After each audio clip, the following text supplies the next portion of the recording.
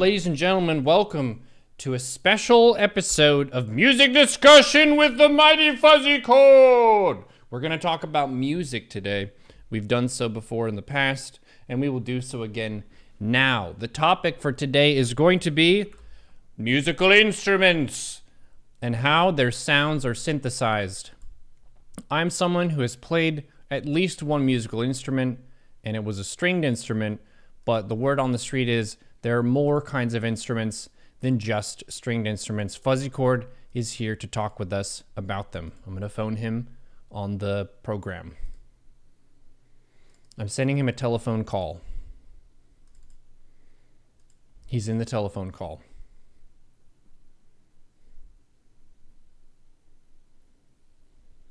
Chat says the mouth is an instrument. That's true. I can't hear you yet, FuzzyChord. You might double check your default device. Windows Update does break Discord every patch. Vertigo says, is mayonnaise an instrument? We're going to get into that. That's actually one of the main essential musical instrument groups. It's okay. Silence is golden, and we're just going to meditate upon silence first. Do you think the bodhran is the best instrument? My father tuned into stream today, and he said that the answer was didgeridoo. We did watch a didgeridoo beatboxing video, which is not to be confused with a didgeridoo boxing video. That's an entirely different sport. We got free education coming up here. Just going to shoot some trouble here. Turns out Discord is a musical instrument that has basically the input changes every patch. Are hands an instrument? You can clap with them, but you think usually instruments are a synonym for tools and not parts of your body. Do you want to know a cool instrument? Check 1 2. We can hear you now. Oh, all right. Okay, so there's a bit of complexity in the audio setup here because I need to hear myself and you need to not be able to hear yourself from me, from my side. And so I've tried to arrange things in a decent way. But tell me if you can hear this. I can hear that. It sounds like you're in an 80s movie and you need help with a sci-fi quest. Exactly. That is a synthesizer. Nice. And that synthesizes sound through magic, right? Yes, a rare form of magic, which has only recently become popular. As in the last 30 years. Well, a little longer than that, but yeah, 20th century, basically. Nice. So how are we going to meet all the instruments? Because there's so many different ones. We're starting with the synthesizer because that one is the ultimate. Well, I just wanted to make sure that my audio was routing correctly, and that was an easy way to check. I was going to go through them based on their sort of classification of the general manner in which they make sound. Mm-hmm. And then I also have a bunch of audio samples, some of which are good, some of which are a little shoddy. But it was the best I could find. It's surprisingly difficult to find a good free sample of instrument audio online. And I certainly don't have all of them in like a purchased sound pack. So I had to make do with what was available, but hopefully it'll be good enough. So if everyone can hear that, I'm assuming the rest of this is going to work. And yeah. So the topic is instruments, basically. Like to make sound, you need to use some sort of instrument. And the probably the first and most obvious instrument is the one that you get for free, which is your voice. That was almost certainly the first instrument anyone ever used. Unless I suppose you count just like beating on a stick or something. But yeah, humans have a very sophisticated set of vocal cords.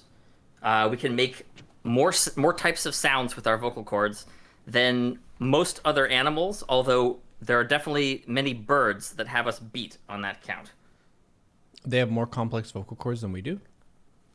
Yes, and they can do like a wider range of frequencies, and they're also better at listening and mimicking sounds, even than like, just imagine the best sort of internet personality beatbox loop artist type person. I'm sure you can think of a few. Those sorts of people who are good at making sounds. Well, there's birds that are way better than that. They're about on par with a below average bird. Basically, yeah. So we have fairly sophisticated vocal cords, and obviously we can use that to talk, create all sorts of like rising and falling inflections, and then we have a decent singing range. A lot of people can manage at least 2 octaves of range, and if you recall, what an octave is a doubling in frequency. So from the lowest to the middle of their range would be a doubling in frequency, and from the middle to the high end would be another doubling, or 4 times the lowest frequency.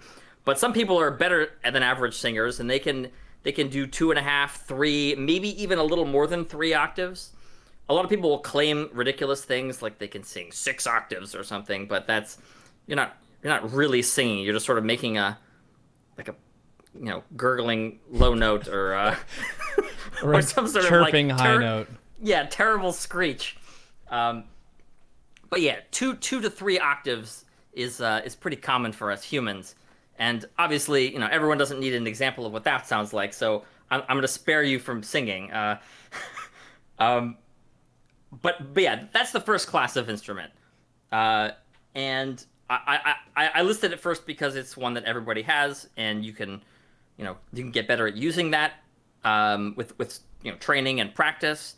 There's vocal coaches and whatnot, and it costs nothing basically, other than the cost of the lesson or something, for example. So the first like class of things that people would think of as proper instruments are the idiophones. Like, what the heck kind of word is that? Idiophone. Well, phone is sound, and idio means basically the thing itself. So, for example, if you catch a disease and the doctors don't know what the heck it is, they'll just say it's idiopathic. It's like, well, you have some sort of symptoms and they were caused by something we don't have a name for, so it's an idiopathic disease. Well, idiophones are basically objects that they have no moving parts other than like the entire object itself, basically. There's no sort of special mechanism or like separate piece. So some examples of idiophones. Whoops. Tuning fork? A tuning fork would absolutely be an idiophone. Now let me see if these samples will work correctly. So there's a variety of shakers, maracas, I think they're called in Spanish. And those are like little objects that are filled with beans or beads or some sort of dry object, and you shake it back and forth, and it makes a sort of sound that sounds something like that. Did that audio come through? Yes. Excellent. All right. How is the level compared to the sound of my voice? Sounds fine. Okay, great. So I'm sure everyone's, or most people anyway, have tried one of those sorts of things.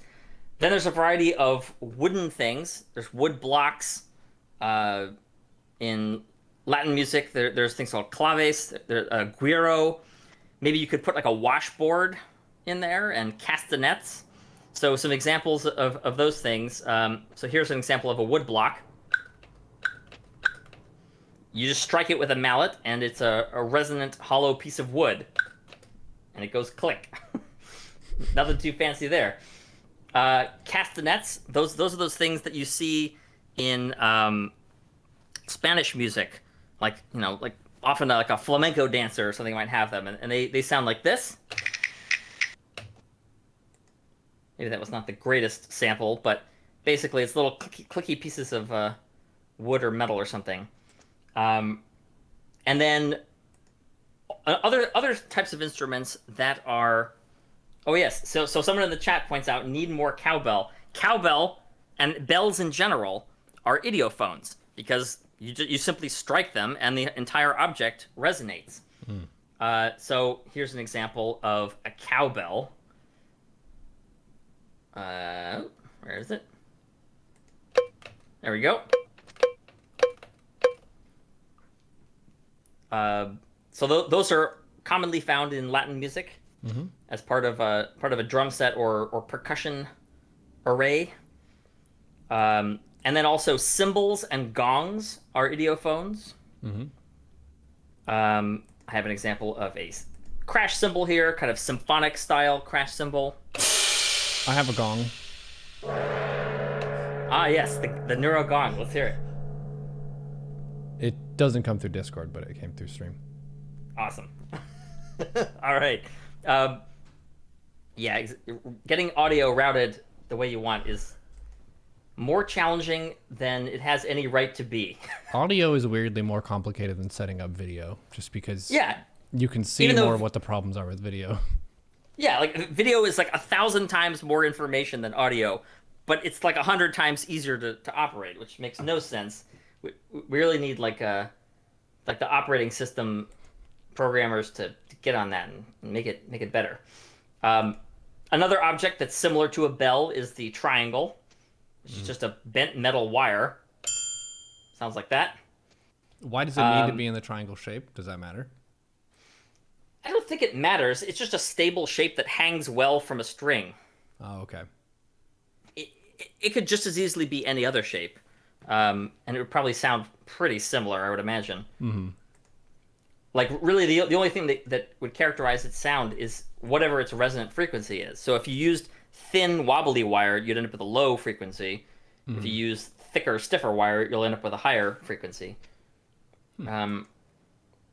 So other idiophones. Let's see. What have we got in the vault here? So there's the instruments which consist of a series of carefully sculpted bars, which are usually laid in a line across something, and that includes marimba, xylophone, vibraphone, and also the gamelons. Some parts of a gamelan are very similar to like things like a marimba or xylophone, and so I have examples of those as well. So here is a marimba. Maybe it has some effects on it. Can't quite tell, and a xylophone. That's a terrible sample, but it's the best I can find. Voice is a bit staticky. Oh, voice is staticky. Yeah. Check 1 2 check. Still static. Oh jeez.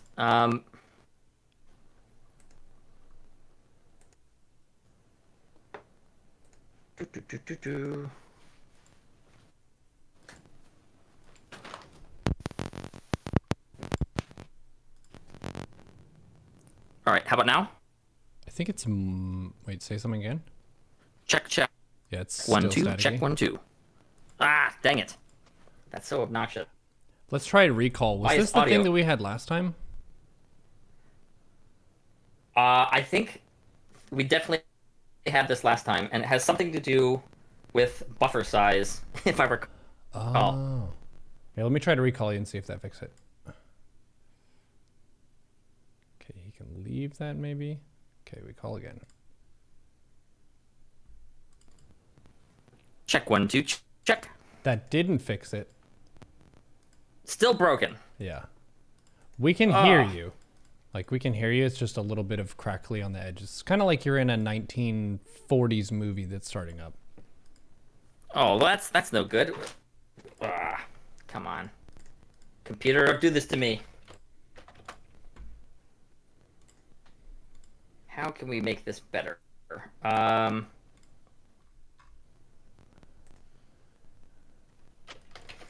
Is the static an idiophone? It could be. Static is a nuisance, is what static is.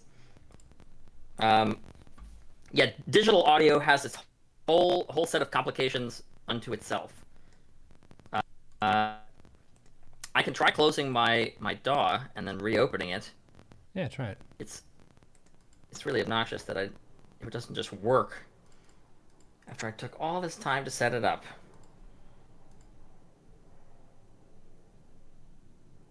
Wait, it stopped. The static went away. Oh, is it better now? It's better. Okay, well, I'm in the process of reopening the DAW. I wonder if it was somehow using too many resources and causing other things to lag. All right, let's reload the sample pack. Still static free? Static free. In the clear. All right. But for how long?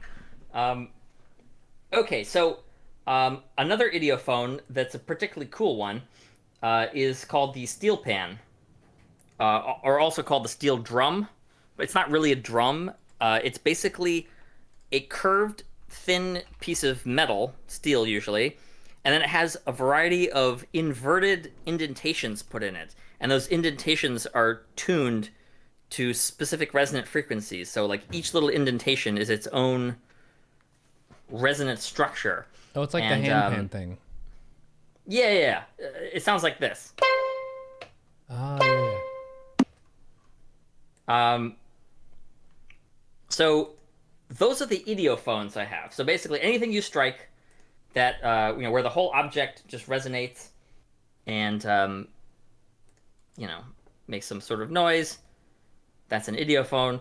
Also in this, in that class, you could probably put an instrument like the celesta, which is kind of a strange instrument, but it's like a tiny piano with little cantilevered metal bars and hammers that strike those bars and they ring. It sounds like it's like the dance of the sugar plum fairy from the Nutcracker is a celesta. So let's go on to the second class of instruments here that I have, and these are the membranophones.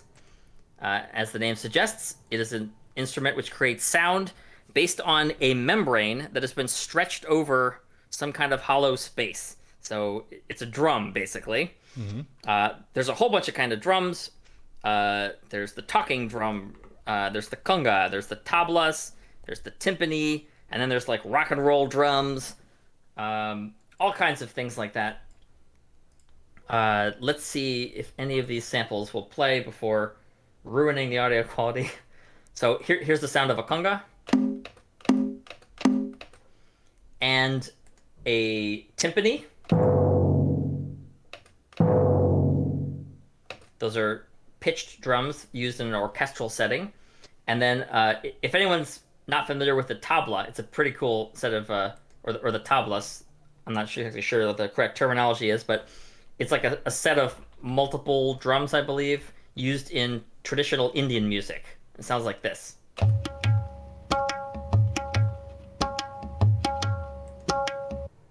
Indian, Native American Indian. India. Oh. Yeah, what did they India normally use for the membranes for drums? So originally it would have been animal skins.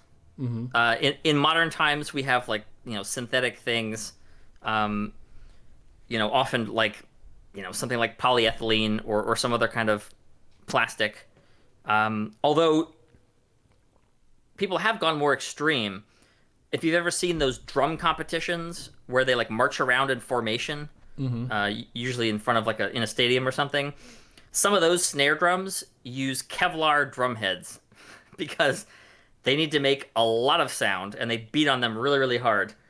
And if they were to be shot at, they could use their drum as a shield. Exactly. Right. It doubles as the as a shield against small arms fire. Add +1 to your armor class with this exactly. drum. It's not going to save you from a tank, but it might deflect or absorb some small arms fire. And then of course we have the drums that people are probably most familiar with anyway. The modern kind of rock and roll style drums. and there's a amongst those there are drums which are operated by foot pedal, and that's usually called the kick drum or bass drum. Sounds like this. And then there's the snare drum, which is just a regular drum. It has a top and bottom drum head stretched over usually a wooden frame.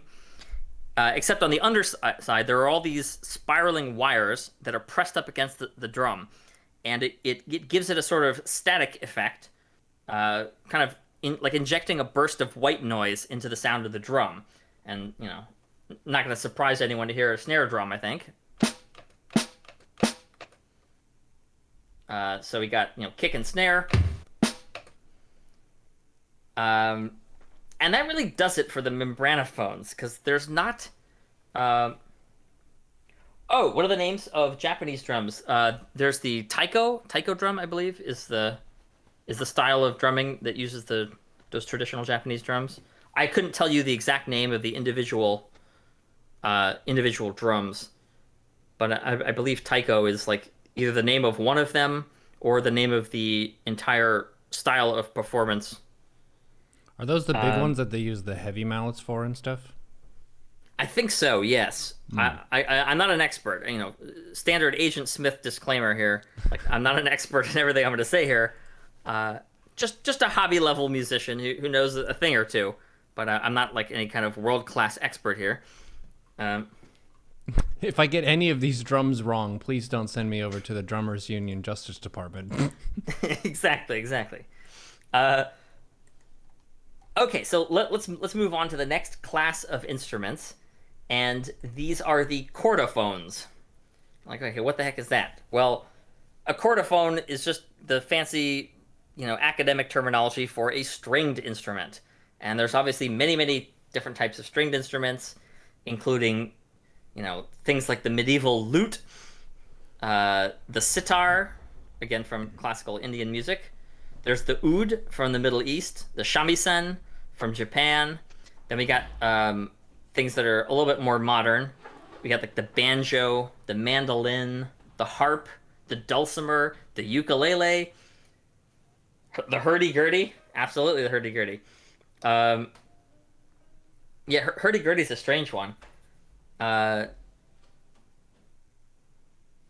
It's like a violin, except basically like it operates by friction, with the strings, except it's like a whole wheel that's turning, so you can just keep turning it indefinitely and have an infinitely sustained note. So in addition to the violin, there's the other orchestral strings. You got the viola, which I believe you've played, the cello, the double bass, and then we have things like the guitar, and also you might not think of it immediately, but the harpsichord and the piano. Those are stringed instruments, or chordophones. That's one of the debates people have, is whether the piano is a percussion instrument or a stringed instrument. I would definitely call it a stringed instrument because it derives its sound. I mean, yes, there is like a percussive noise when the hammer strikes the string, but primarily the sound is just a bunch of vibrations on the string, which gradually decay. Mm-hmm. So I would definitely lump it in with the stringed instruments, but that's just me. Maybe some academics disagree. So let's see. What sort of samples do I have here for? Yes. Okay. So the sitar, that Indian stringed instrument, is a really interesting one. It has certain strings that you're meant to play, and you play them at certain frets, and there are these very like rigid forms that you adhere to in sitar music. But it also has a bunch of strings that you're not meant to play. Well, what the heck are those good for? Well, they're designed to resonate sympathetically when a string, at a certain fret that you play, like, has a frequency that is sort of harmonically related to the frequency of those open drone strings, and they just resonate along and create a kind of background layer that really gives like the sitar a cool sound. So here's an example of that sort of droning background sound. Interesting. Is that the same mechanic as whenever you're in the shower or something and you sing a note and it vibrates something in the room in a weird way? Yes, although really when you sing in the shower and you get like that really big resonant sound, you're basically singing at one of the room modes. So you're turning the room into the next class of instrument that I'm going to talk about. Um, Spoiler alert, it's called an aerophone because it involves air. So any room will have basically like certain frequencies, and based on the speed of sound, those pitches are associated with a certain wavelength. And if that wavelength happens to fit precisely, or like a multiple or of that wavelength happens to fit precisely into the some two opposing walls of the room, then that sound can be emphasized, and it will resonate particularly strongly. So a room, can have various dimensions, of course, and it can have multiple resonant frequencies, and often does, unless it's just the room is like a perfect sphere or something. Even then, it would have at least one resonant frequency. Um, but yeah, like the phenomenon of resonance is, well, basically, it's it will occur whenever a system has a frequency that it naturally wants to move at, and then you excite that system at or very near to that frequency. So probably the most intuitive example is pushing someone on a swing set. If you just run up at them and like push them at random intervals, you're probably just going to get like a collision and get knocked over or something, right? It's not going to work too well. But if you push them at the frequency that the swing wants to swing at naturally, then you can build up increasingly large amplitude of motion. And that is the principle that, well, pretty much all musical instruments are built upon. Anything that can hold a steady pitch, it's doing so by the continuous input of energy, causing it to resonate at the frequency that it would naturally want to. Like, well, what affects the resonant frequency? Well, it's really things like mass and stiffness. So, like, in other words, if the system is disturbed from equilibrium, how strongly does it want to return to equilibrium? That's the stiffness of the system. And the stiffer it is, the higher its natural frequency will be.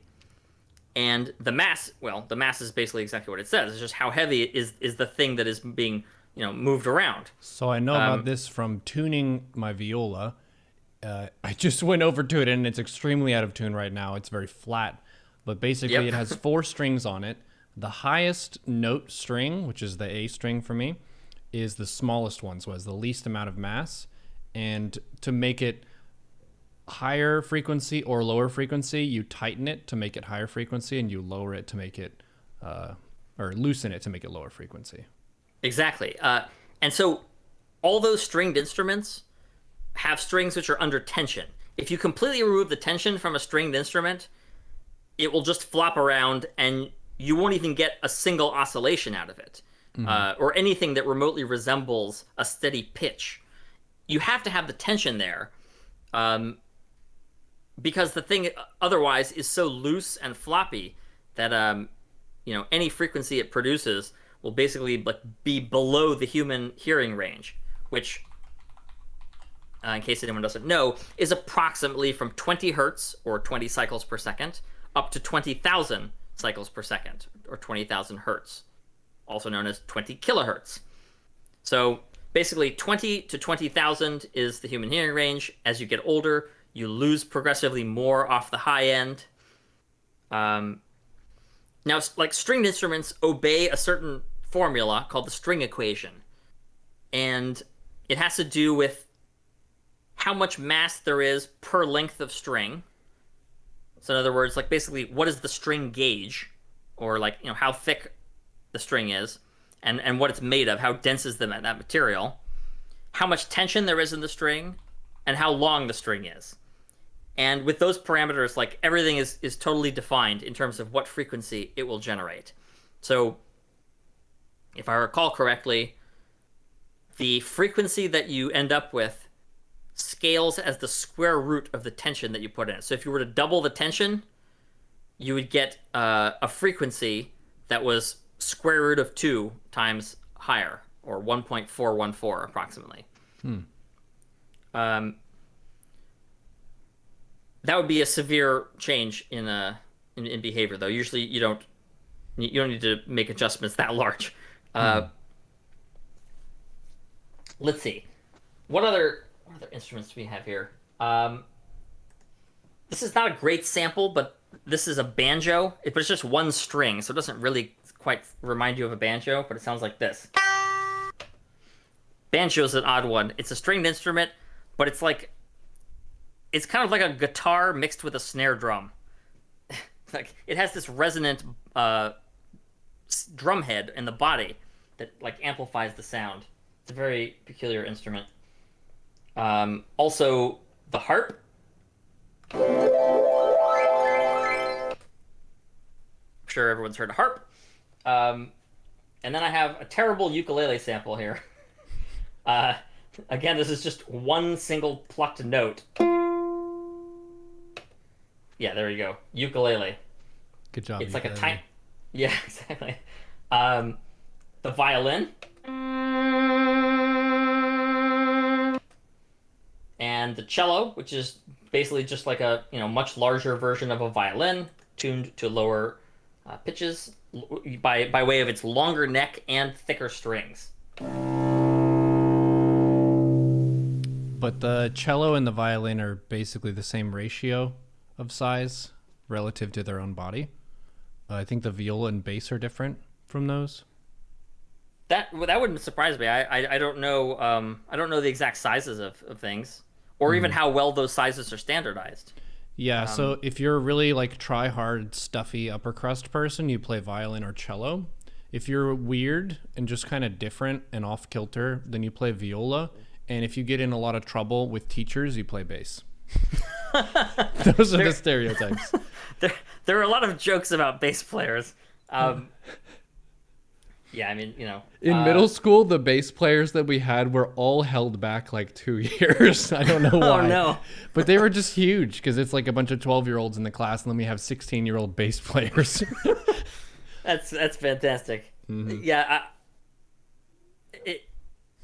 In some sense, it's because when you're playing the very lowest notes, humans are not as sensitive to errors in pitch. And so if there's somebody who's like just a troublemaker or isn't going to try very hard, you probably want to put them on the instrument where they're going to do the least damage. Although now that I say that, there was a famous bass player named Charles Mingus who, this may be apocryphal, but he was known for having quite a temper, and he actually smashed his bass, which is an upright, large, hollow wooden bass, over someone's head. He's an absolute maniac. Why? He was pissed about something in the rehearsal. I don't know. Somebody not doing exactly the right thing at the right time. Band leaders are crazy. That movie Whiplash was an exaggeration, but not that big an exaggeration. Yeah. Not my tempo. Some of them, some of them are nuts. So that was Mingus. He's a crazy guy. Let's see. Oh yeah, we have the guitar, of course. This is an acoustic guitar. And that's you playing that, not a sample. That was a sample of me playing it many years ago. That was an acoustic guitar I had. Yeah, exactly. It's both. The harpsichord. Again, this one is a single note, so it doesn't really capture the full sound of a harpsichord. But a harpsichord is basically, it was a precursor to the piano. It has a much simpler mechanism. It's basically just like a single kind of seesaw mechanism. And when you push the string down, it just plucks the string for you.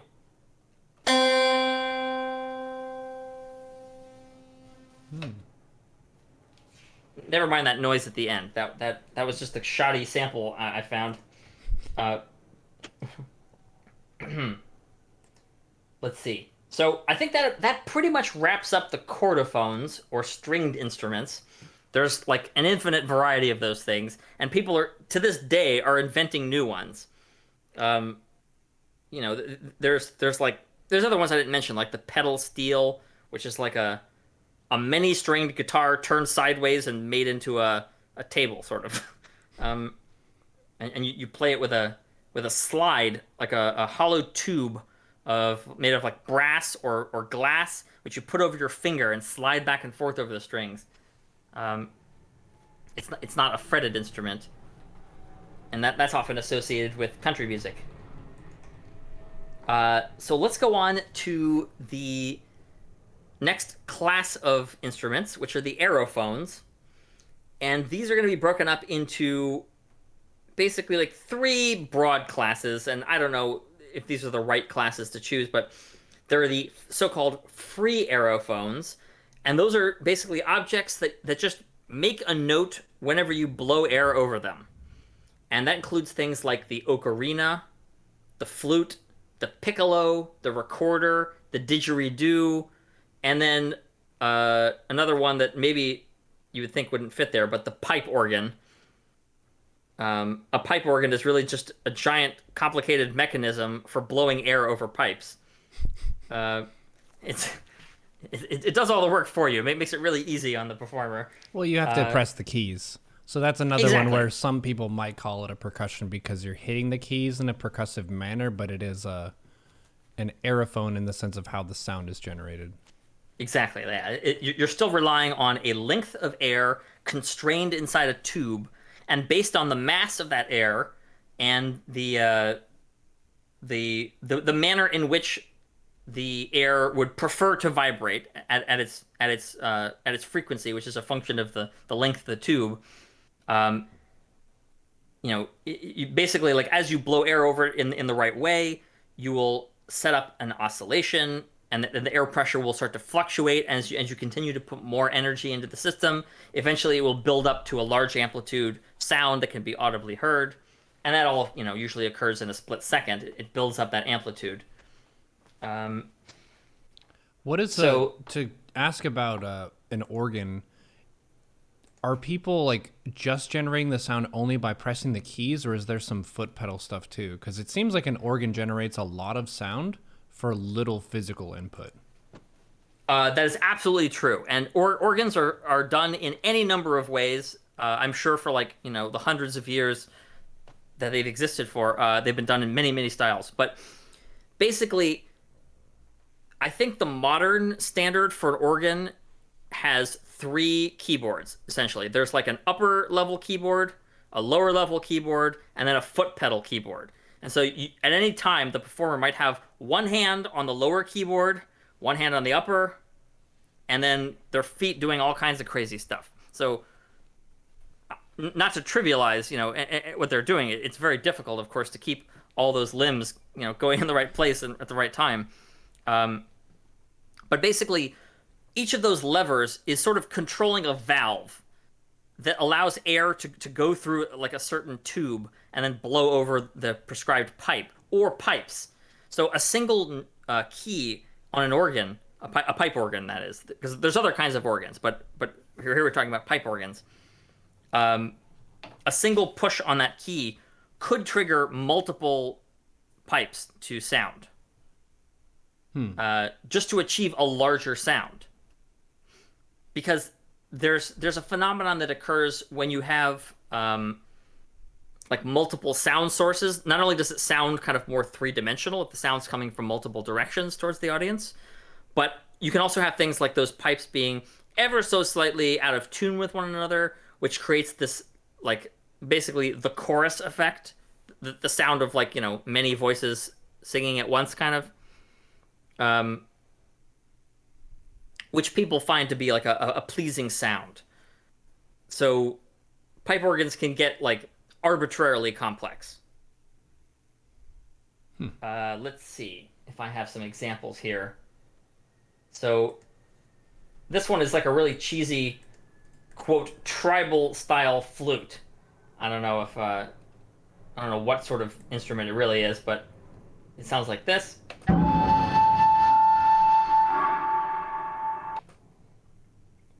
know, that's probably some sort of some little theme from a TV show or something. I don't know. Then there's the recorder, which is like was popular in like the Middle Ages, I think. Oops. Sounds like a train. Yeah, this is someone who's just blowing into it as hard as they can, I think. Not the greatest playing of a recorder, but you know, a lot of people have played those like in elementary school. They're popular. Yep. Way to teach kids music. Clarinet. Again, not a great sample, but clarinet's that's a good one. That is a single reed instrument. Oh, that's right. Sorry, I forgot to tell you about the next subclass of aerophones. So those are the reed instruments, and those make sound by air being forced in between a reed and either just a solid wall or another reed in the case of the double reed instruments. So single reed instruments include things like the clarinet and the saxophone. Double reed instruments, which are basically like, what is a reed here? Well, a reed is like imagine just like a thinly shaved piece of wood that's very, very slender and tapers down to like a knife edge almost. And it's so thin that it can flex back and forth like a visible amount on the edge. And basically you're blowing across it causes it to essentially like flex downward to close up the air passageway and then flex back up, which allows more air to underneath the reed, and then it flexes back down again and does that cyclically. So clarinet and saxophone, single reed. Oboe, our favorite instrument, and the bassoon are examples of double reed instruments. But there are other reed instruments as well, which you might not think of. For example, there's the melodica. What the heck's a melodica? Well, a melodica is a little tube that you stick in your mouth and you blow air into what's essentially a harmonica with a keyboard interface. So it has like the interface of a tiny piano, and you're blowing through this tube provides the air pressure needed to vibrate the metal reed in each of the little channels that the air can go through. And when you press the key down, it opens the pathway to that particular channel. So the human becomes just an air reservoir, and the keyboard directs that air pressure to the appropriate reed. So that's a melodica. Also very popular for teaching kids music.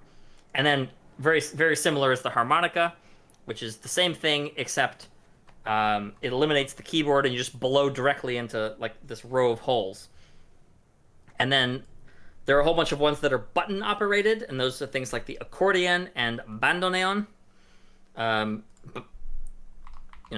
sure everyone's heard accordions. Bandoneon is just like a special accordion that's used in tango in like Argentina. And then possibly the most heroic of instruments, the one that really like gets your blood pumping if you're right before like a huge battle, which is of course the bagpipes. Obviously the most heroic of instruments.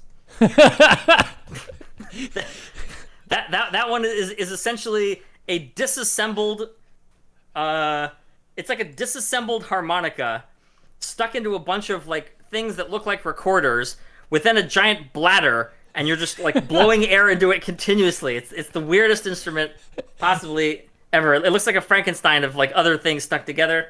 But yeah, the bagpipes, fabulous instrument. And then there's also the reed organ, which, as you might guess, is something that has a keyboard interface, and it controls a bunch of valves that open to let air blow across certain things. Except instead of just blowing across open metal pipes, it blows through a reed.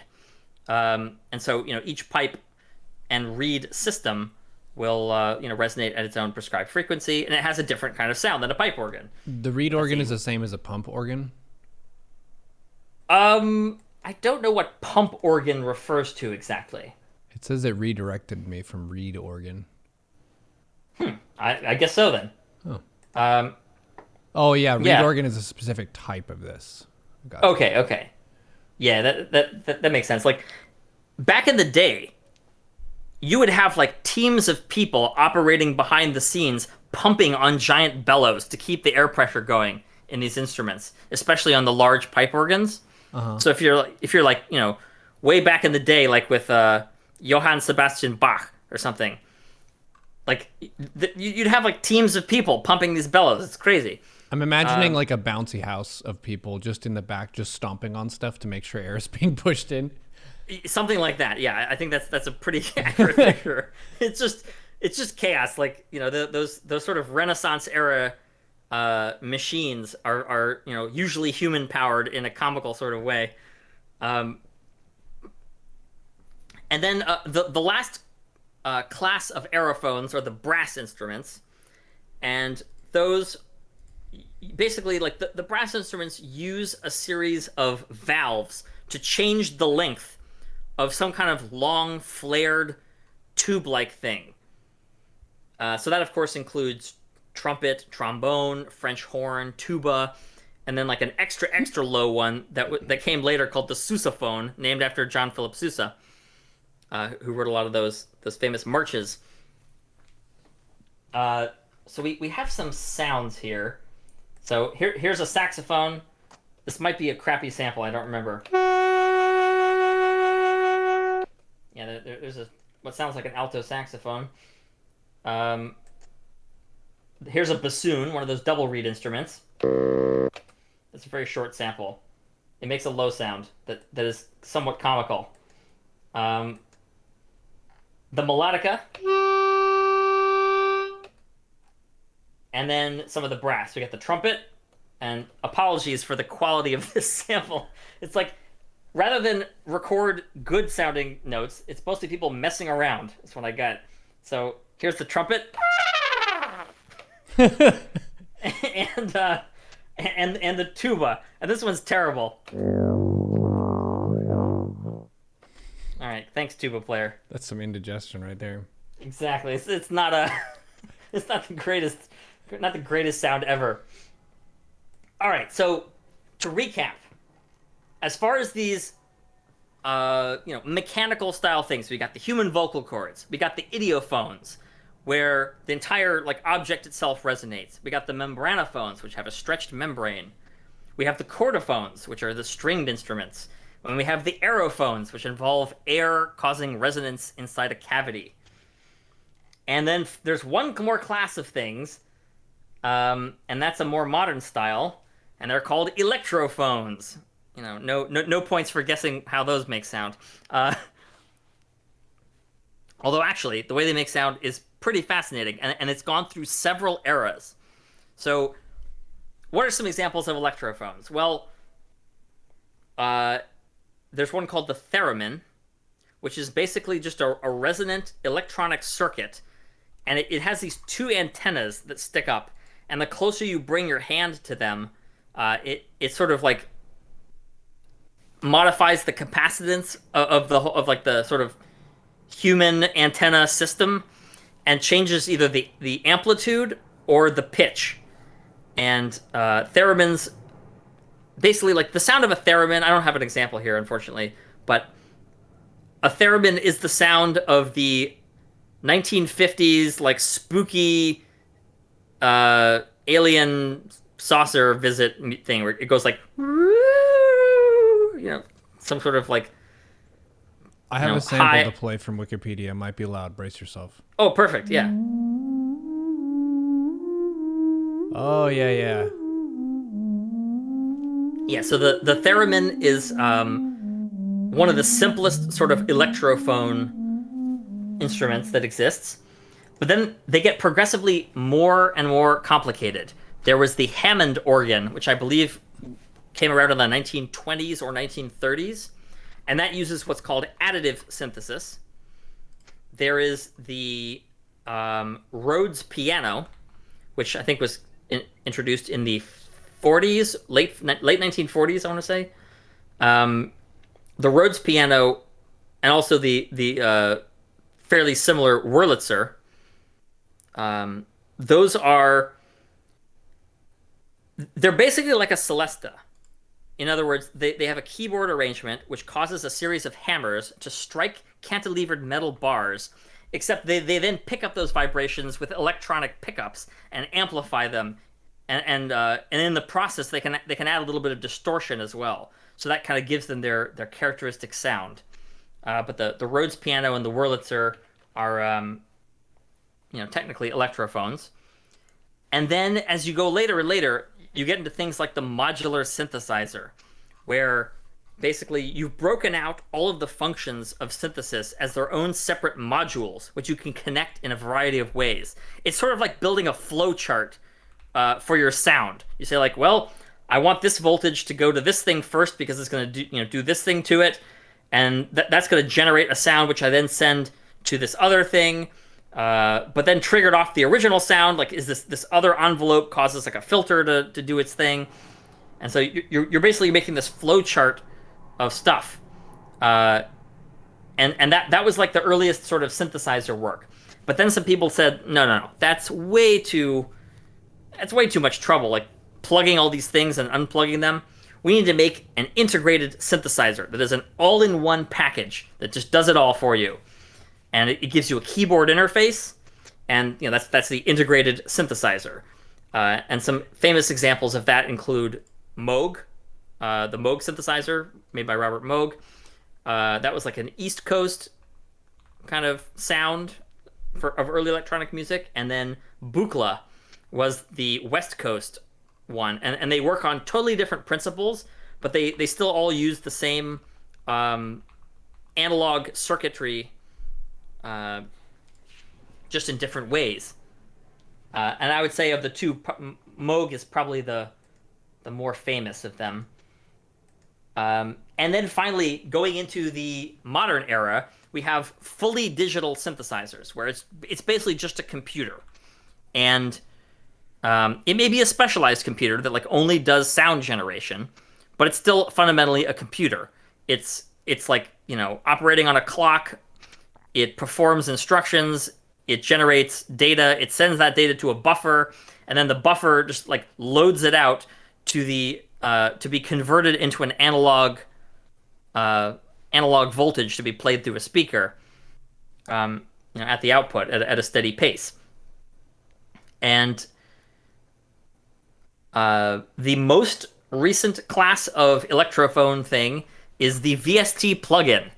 And that's basically just a computer program that you can buy for your general purpose computer, like the one you're streaming with. And it essentially gives your computer, if you're willing to accept a little bit of latency while it sort of crunches through the data you're sending it, it will perform all the calculations needed to generate the specific type of sound that you want. And like a VST plugin is the most flexible thing in the universe. It'll do anything you can write in code.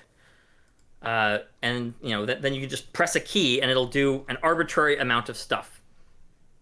And that basically brings us to the present era. So that's like all of the sounds. But since I have a synthesizer in front of me, I figured it might be cool to listen to some of those things that modern digital synthesizers can do. And some of these sounds are going to be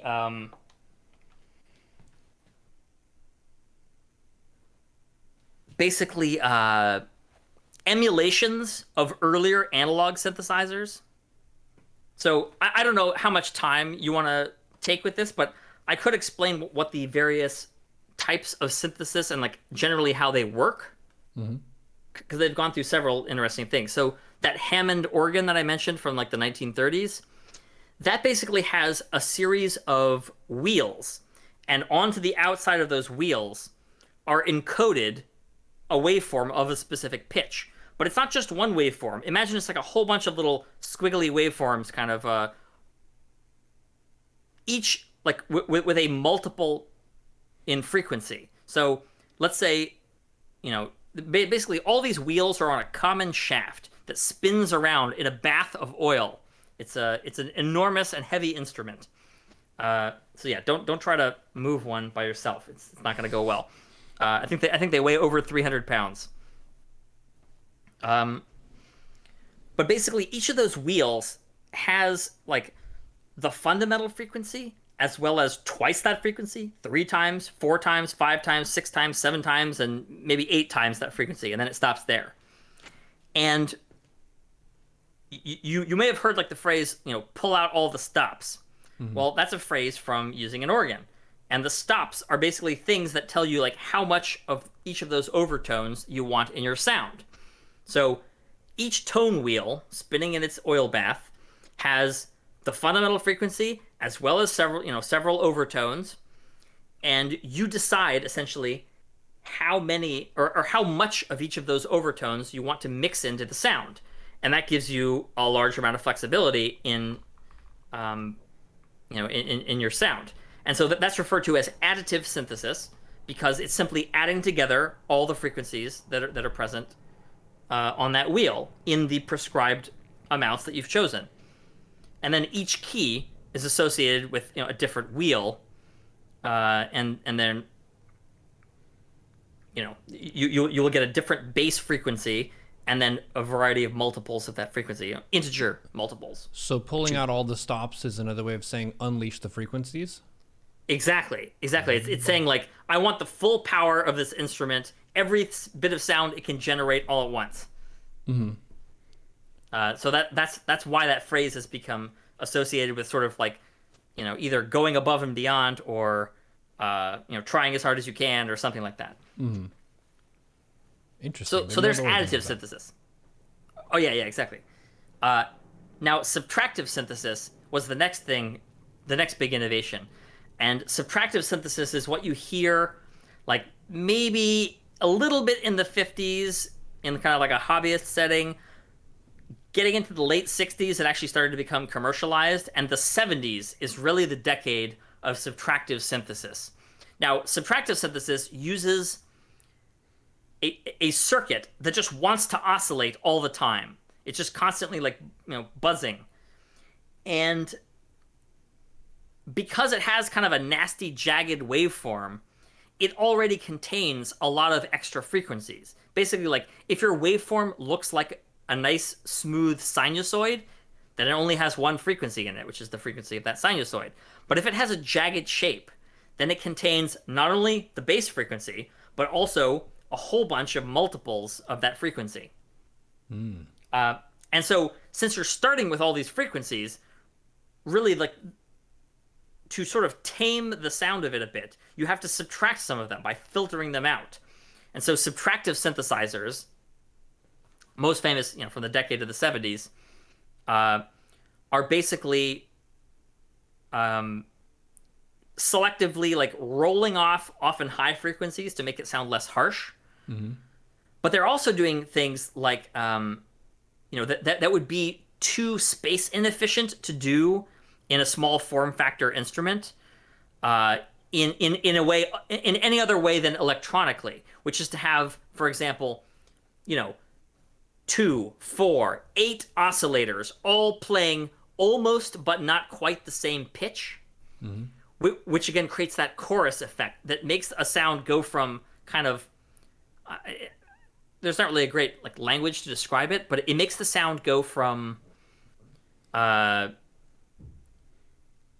sounding very small and a little bit silly to sounding kind of large and expansive and epic.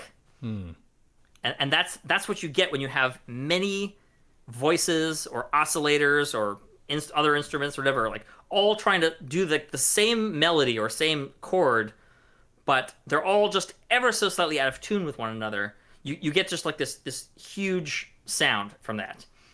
And so because electronics had progressed, since like the 40s and 50s, by the time you get to the 70s, you have these instruments that can do maybe 5, 8, 12, even 16 notes simultaneously to create some very large chords, or they can have oscillators which double up on certain frequencies, and you have like therefore like two or maybe four oscillators all trying to play the same note.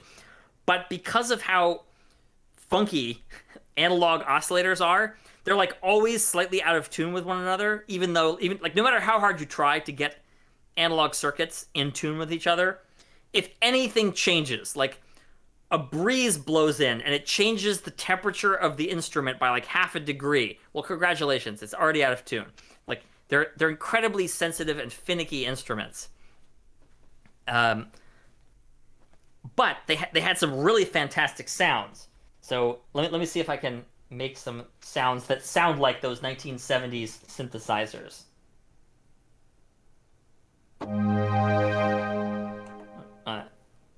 Is that coming through? Yes, sounds good.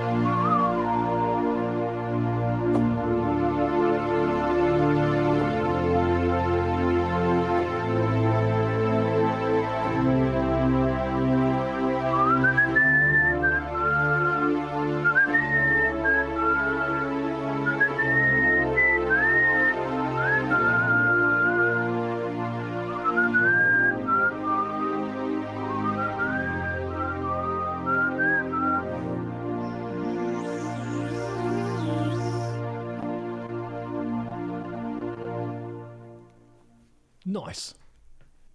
So that, in case anyone recognized that, that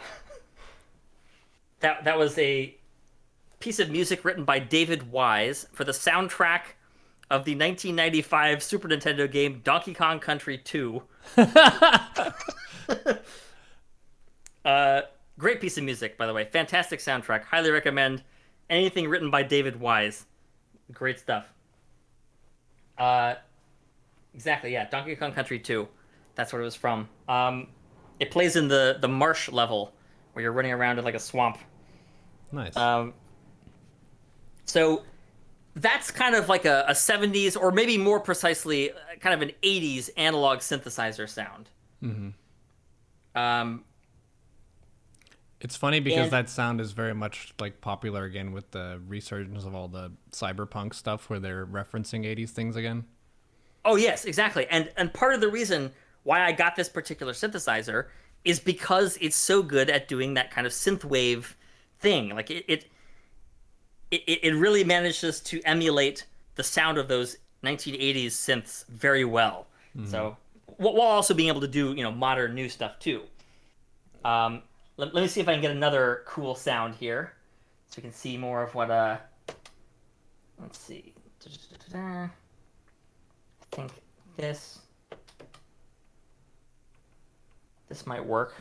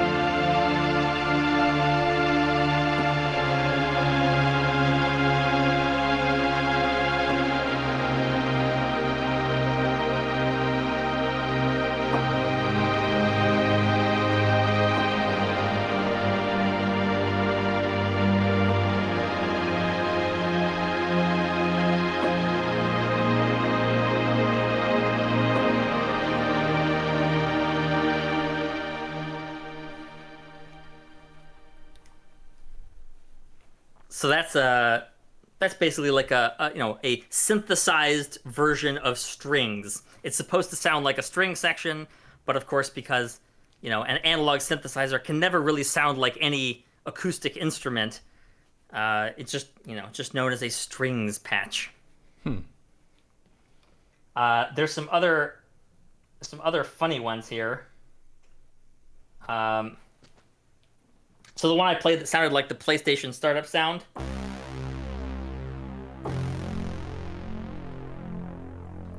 That's like a classic analog synth sound. It's basically like a whole bunch of sawtooth waveforms, and then like as soon as you play the sound initially, it lets like lots of high frequencies through, and then it gradually rolls off the high frequencies as the note decays. So listen for that.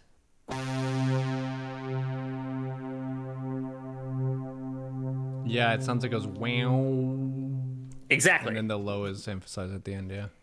And that kind of wow sound is like absolutely typical of analog subtractive synthesizers. So in the 80s, synthesizers got wild. They started using digital stuff, but only in the most rudimentary sort of way, because memory was very expensive in the 1980s. Like, there was computer memory, which operated, similar to the memory we have now, except it was very, very expensive. And you couldn't store any significant amounts of like recorded audio. So the big innovation starting around 1980, brought on by Yamaha, they started putting out these synthesizers that were digital in nature. They had like, a digital control panel that you would use to operate things. And really the only information they had permanently stored in them was 1/4 of a sinusoidal waveform. Like, well, what the heck good is that, right? Well, because of the symmetry of a sinusoidal waveform, you can construct the other 3/4 of it by simply mirroring the first quarter, right? So you do a horizontal reflection of the first part of a sinusoid, and now you've constructed the second quarter, and then you take that, slide it over, and flip it upside down, and now you have the bottom portion. Yeah. So they were able to store 1/4 of a sinusoidal waveform in extremely high resolution for the day. Like we're talking, I believe it was like several tens of thousands of hertz, like or the sample rate. Several tens of thousands of cycles.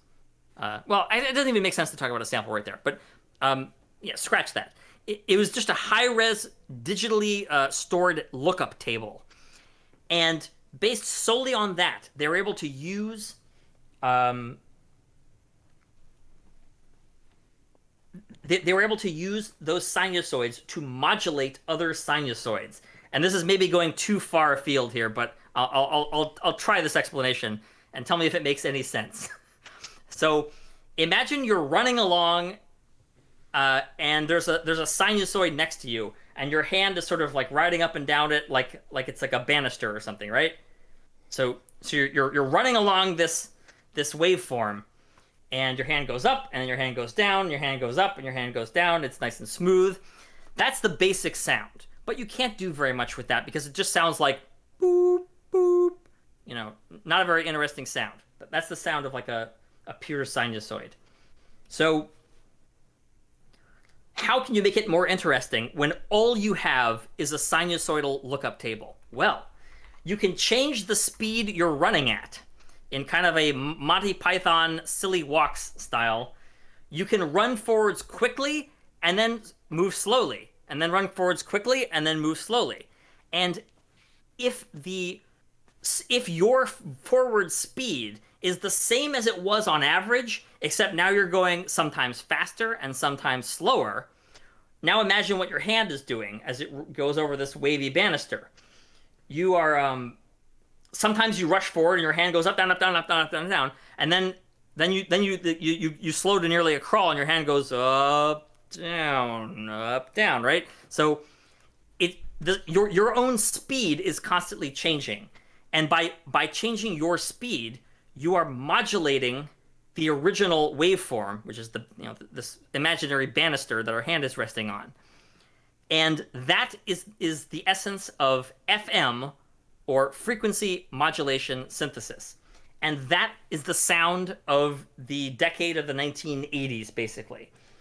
Synthesizers exploded in popularity, and the most popular ones until about 1987 were all FM synthesizers made by Yamaha. So you're basically saying the frequency increases the more you run fast, and it decreases when you run slow, but you only really need that 1/4 of a sinusoid, and then you can do everything that you want with it. Yes. And your forward speed on average doesn't change. Mm-hmm. You're like, we'll say like maybe you're running forwards at 10 miles an hour or something, right? Well, okay, let's make it, I don't know. Can you run 10 miles an hour? I have no idea. But, yes. Okay, so let's say your average speed is 10 miles an hour, but then you also are capable of like short bursts of 20 miles an hour, and then also coming to a complete stop, and anything in between. So your average forward speed has to remain 10 miles an hour, but you don't have to do it smoothly. Why does it have to remain 10? I'm trying to think of a good way to explain this, but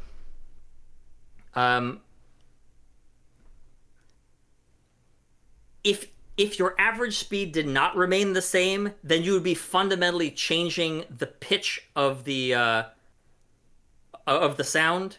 Mm-hmm. Whereas if you run forward at an average of 10 miles an hour, but you're actually cycling like up and down, but from like 15 to 5 miles an hour, then what that does via the process of frequency modulation is it creates, like, you will be left with some of the original frequency present, but you will also create a series of side bands. If you look at it on a frequency plot, like you'll have a big spike at, whatever the frequency is, 100 hertz, let's say, is the frequency of the fundamental pitch. Mm-hmm. But once you start modulating it by alternately running fast, slow, fast, slow, fast, slow, and by the way, the speed at which you modulate your running can be every bit as rapid as the fundamental frequency that you're trying to do in the first place. So you could be changing your speed 100 times per second as you wave your hand over a banister that is bouncing up and down on average 100 times every second. And that would be modulating a 100 hertz sine wave with another 100 hertz sine wave.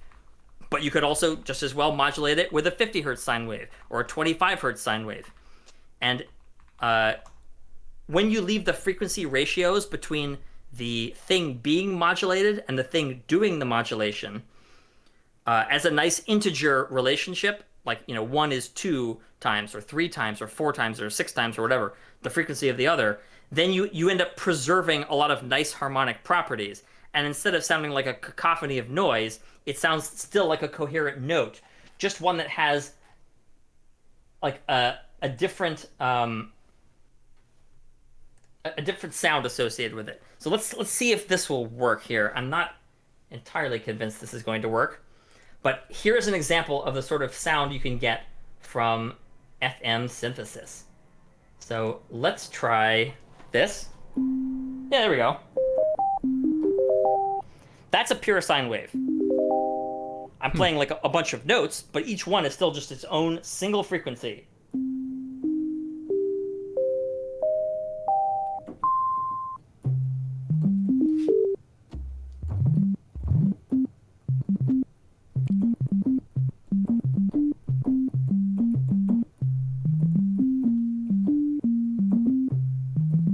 Oops.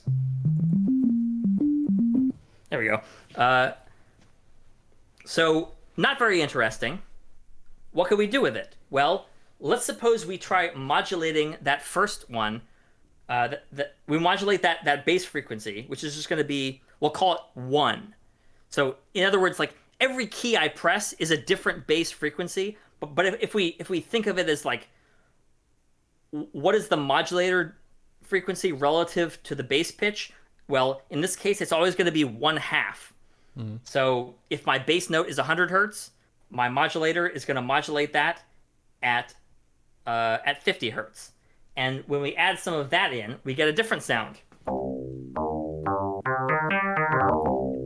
much more interesting and bright kind of sound. So again, the original,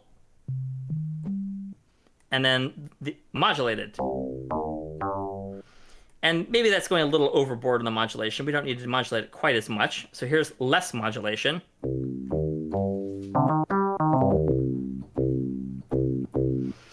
But it gets even crazier, because you can modulate a sine wave that is also modulating another sine wave. You can create chains of modulation.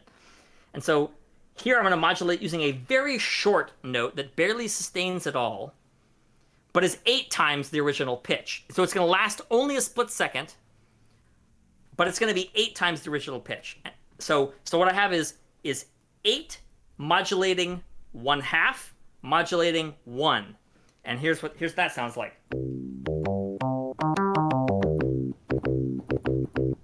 So again, with only the first 2, and now with the third one added in, it gives us that little transient click at the beginning, so we can like sculpt a sound. And again, this is made entirely using sine waves.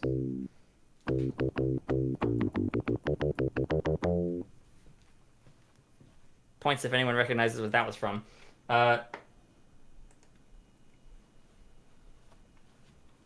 Yes, the answer to the question in the chat is it the same note but higher pitch? Yes. So all the modulation I was doing was by the same note but in a different octave. So if you think of like the first one as being like, you know, just the default octave, the first modulator was 1 octave lower but the same note, and the second modulator, that creates that very short transient, was 3 octaves higher than the original pitch, but it lasted only a split second.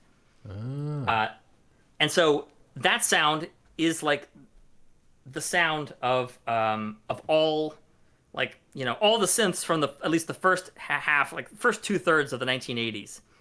After that, it got a little more complicated. But there were some great sounds on those FM or frequency modulation synthesizers. Super cool stuff. Let me see if I can pull. And as we learned earlier in the discussion, an octave up of the same note is doubling the frequency. Exactly. That is completely correct. Where is that? Where did I put this damn thing? Maybe in the damned things area? I need a special folder for things that I can never remember where they are. What the heck? I could have sworn I had this saved somewhere, but it's the classic electric piano #1 patch from the Yamaha DX7 synthesizer. So if I can't find it, you could probably just play like a sample online, but it's a sound that like almost everyone has heard because it's so insanely popular. You said Yamaha DX7? Yeah, that's the name of the synthesizer, and the patch is E Piano 1. Danger Zone intro? So the Danger Zone uses another patch. That bass patch is bass one of one. the. Yeah, the bass one is one of the factory presets from the Yamaha DX7, which was released in 1983, and was like instantly a massive success. But probably the best patch of those factory defaults is E Piano 1. And I'd love to be able to play it here, but I can't get the damn thing to load. What is going on? Arrgh. Oh, did it work? Didn't hear anything. I think it worked. Okay. I'm just trying to load it here. Give me a second. Get this crap out of the way.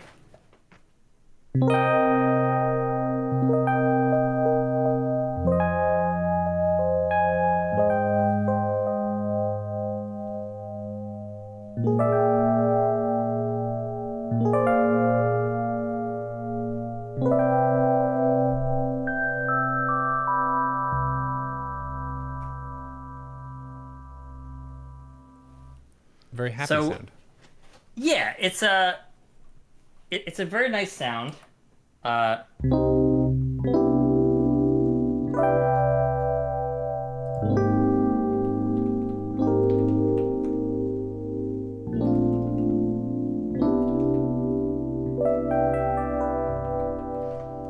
when people heard that in music stores, they threw their money at the counter and said, "Give me one of those. I want that." That synthesizer sold over 200,000 units in back in the 80s. Nice. And it wasn't a cheap synthesizer. It was still $2,000 in like 1983 dollars, which is like $4,000 today. But people were shelling out for that thing. Let me tell you, everyone wanted that sound. They couldn't get enough of it.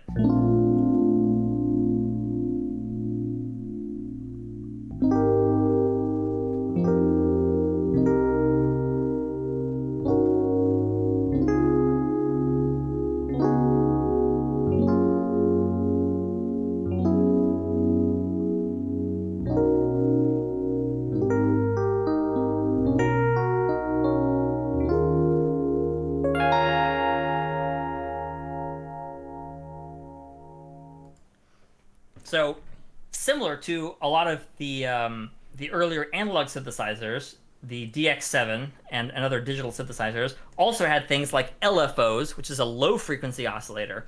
So you hear that note kind of like warbles back and forth at a slow pitch.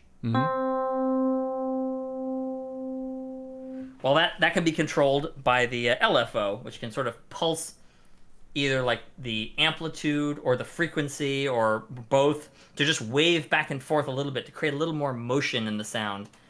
It gives it a nice sound. Ooh, you know what would sound really good? If we added some reverb.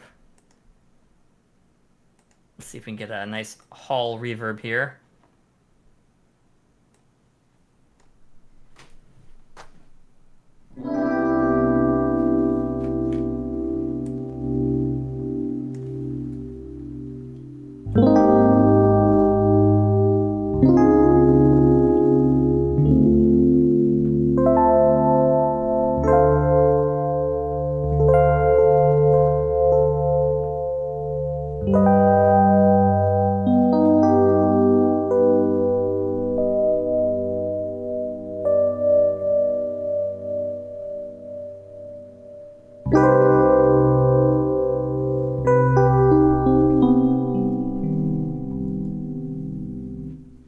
Yeah, so the E piano is a huge favorite.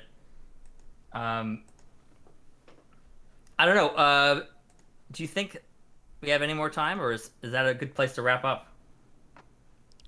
I would say let's mess around and make some different sounds for fun. Okay. I'm not in a rush. Yeah. If anyone in chat has any questions about synthesizers or anything related to music, feel free to fire away. If I know the answer, I'll tell you what it is. No guarantees that I will know, but all right. Let's see. Let's try initializing a patch here. So let's go to initial sound. So here's the default sound of this particular synthesizer. Very uninteresting. It just goes beep. Why is it all panned hard right? Is that how you heard it as well? Like all panned all the way to the right? No. Really? Hit it again. That's normal. What the heck? Okay. See, this thing has been doing this to me off and on, where it'll like, the left channel will just play, but like significantly quieter than the right channel, and I cannot figure out why it's driving me nuts. Right channel dominant audio equipment. Yeah, exactly. It's like it has a preference. Like, no, I don't like to play like that. I wanna do my own thing. Let's try.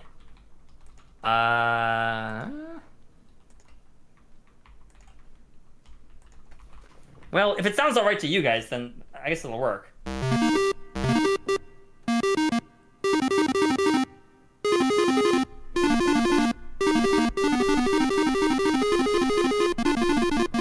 So that has kind of like a video game, old arcade game sound. Mm-hmm.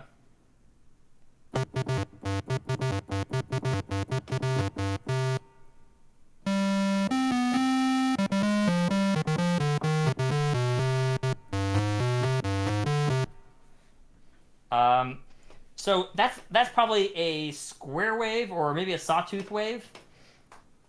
But we can do all kinds of interesting stuff with that. We can take we can do the old school subtractive synthesis thing where we filter it, and let's see if I can get that to work. Uh,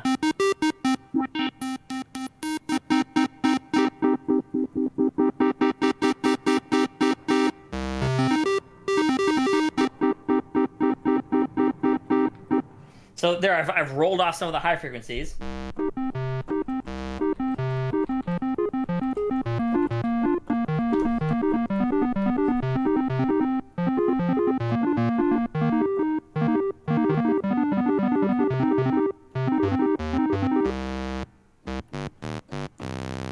It's like a tuba.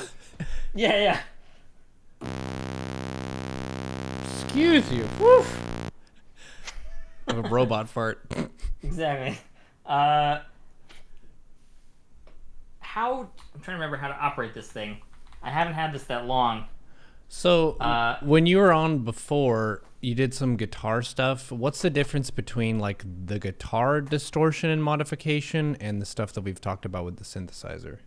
Okay. So that is a good question. So the guitar distorts by having, we'll say a clean waveform that just comes from physically vibrating strings go into the amplifier. But what comes out is like this mangled waveform that has all these extra frequencies that weren't a part of the original sound. And you can only get that through a process called distortion. And basically, distortion is any sort of nonlinear operation. And here, nonlinear means that a plot of output versus input no longer looks like a straight line. So if it is a straight line, then it's perfectly linear. And what you're going to get out may not sound exactly like what you put in, but it won't contain anything that you didn't put in the first place. But as soon as you introduce nonlinearity in the response, and those vacuum tubes are significantly nonlinear, and the more and more you overdrive them by just cranking the shit out of the front end of the amp, the more nonlinear they become, until basically like your waveform is getting like the top and the bottom chopped off of it, and it's starting to turn into like a really funky square wave. But then that square wave gets like skewed and distorted, and then it gets chopped again, and it's like just a series of brutal waveform eviscerations. And that then you usually filter out a good amount of the high frequencies so it doesn't sound just overwhelmingly harsh right before you send it to the speaker. So that's what a guitar amplifier is doing. A synthesizer is either starting with a waveform that is very buzzy, like a square wave or a sawtooth wave, which has those sharp corners. And anytime you see a sharp corner in a waveform, you should think like, oh, that's going to have a lot of like buzzy high frequency sounds in it. And then it is filtering those things out. Now, filters are linear. In other words, like the filter can remove frequencies, but it cannot add a frequency that wasn't already part of the original sound. So those analog synths work in a manner that is, starts with a very harmonic, rich waveform, and then makes it, either leaves it as is or somehow reduces the number of or the amplitude of some of those frequencies preferentially. And often the choice would be to roll off the high frequencies, like I was just doing there, right? Like here's all the highs, and then here's what the highs rolled off. Right, so this seems like more clear. Like you said, you're subtracting something obvious and then the rest of the sound is the same. Whereas guitar distortion is like taking the sound wave and just beating the shit out of it on its way to work before it gets exactly. to people. It's a vicious assault with baseball bats and machetes that just mangle the waveform completely, but still in a very controlled and repeatable fashion. Like it's not doing any harm to the circuitry. You're just pushing the circuitry well outside its linear range of operation. You're taking it to the extremes. So it's like putting a brick in a clothes dryer or something, right? It just starts to like shake violently, and and all kinds of crazy stuff happens. Whereas the synthesizer is very much more controlled. Every note you play on a synthesizer is being generated independent of all the other ones. They do not interact whatsoever with each other. And then finally, they are all summed together at the end to create the total sound that you hear. So there's never like a nonlinear process unless you want to count that FM synthesis as a nonlinear process. Because technically, a sinusoid is itself a nonlinear function. And if you're modulating a sinusoid with another sinusoid, that is a nonlinear operation, which is why it's capable of creating richer and richer waveforms that have more and more frequency content that wasn't part of the original sinusoid. But in this case, what I'm emulating here is a subtractive thing here. So other tools that we have to play with are what's called an ADSR, or attack, decay, sustain, release parameter here. So you can hear what I'm playing there. It's very staccato. The note begins abruptly and ends abruptly. But suppose I want the note to fade in gradually. Well, I can increase the attack parameter.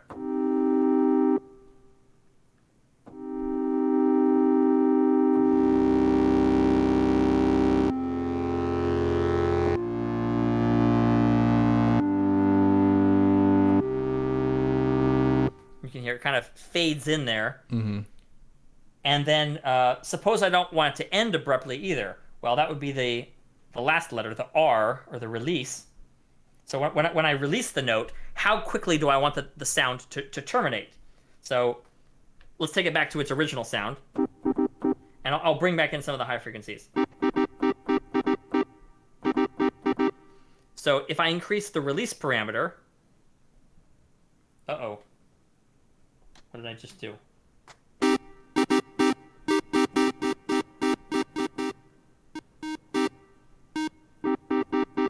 Alright, sorry about that.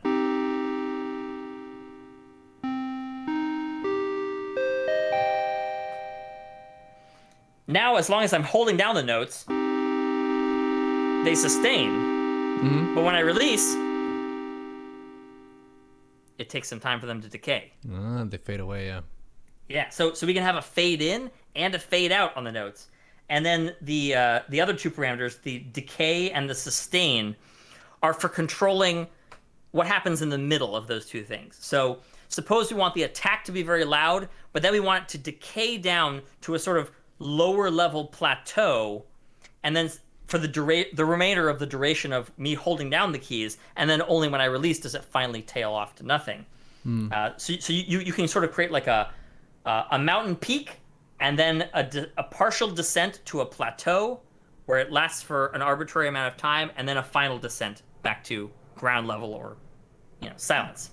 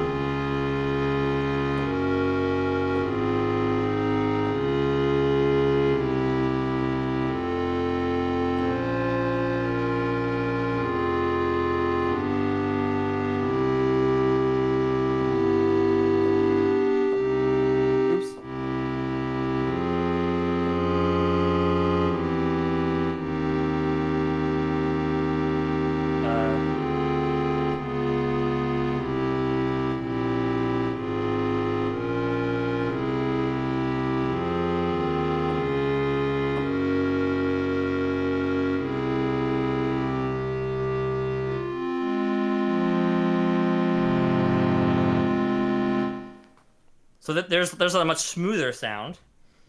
But we can also get even more fancy. And again, I'm not an expert at programming this thing yet or whatever, but we can pull up some good presets. So suppose we want to achieve that chorus sound. Well,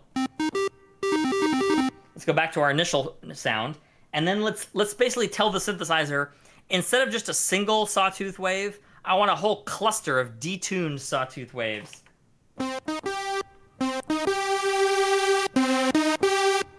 So there's like, I cranked up the detuning to the max.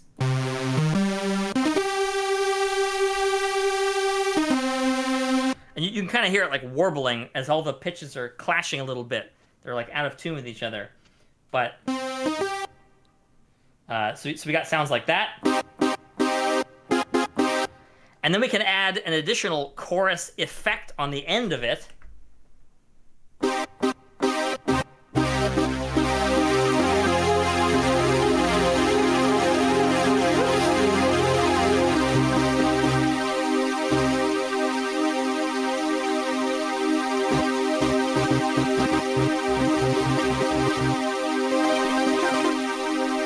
Come on now.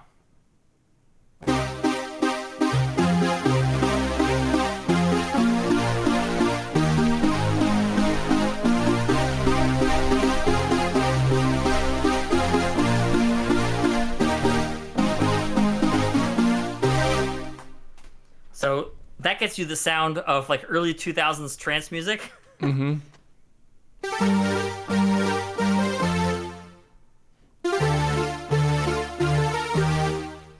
You know, very big, like epic sound that's generated by like a shitload of sawtooth waves, all playing almost but not quite the same note. That's so weird conceptually that that's a pleasing thing. Because when you describe it, it sounds like that should be offensive and bad sounding, but it sounds cool when you hear it. Yeah, and that gets to like our perception of audio. Like, why do a whole bunch of things slightly out of tune with each other have a pleasing sound?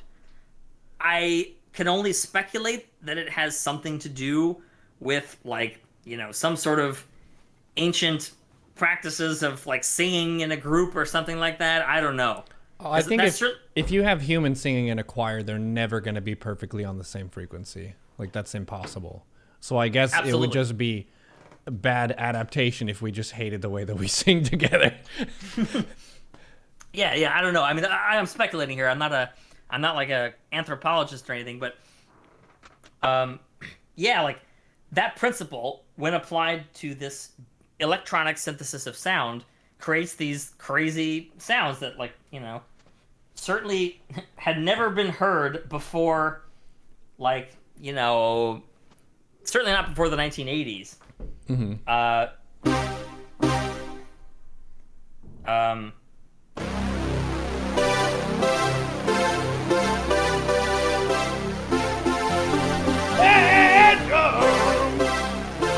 Come on now, go! Nice. So you have these like massive sounds, and really like that's slightly wrong for me to play it using that patch, because that was done, you know, in like the early 80s, before that super saw sound, which is like the massive layer of stacked sawtooth waves. That didn't really exist when Van Halen was doing it. So if you listen to the real, like, you know, Van Halen record, you know, released in 1984, they're actually using an earlier analog synthesizer, which is doing, you know, subtractive synthesis, but it still achieves a similar effect. It's got that chorus of like multiple oscillators, which are a little bit out of tune with each other. Yeah, and you know, it just has a lot of like the possibilities are like really endless with modern synthesizers. You can do anything. Can you make it dubsteppy sounding, like robot fighting? Ooh, this synth is not really meant for dubstep, but I can certainly crank up the resonance on a filter. Let's see what that does.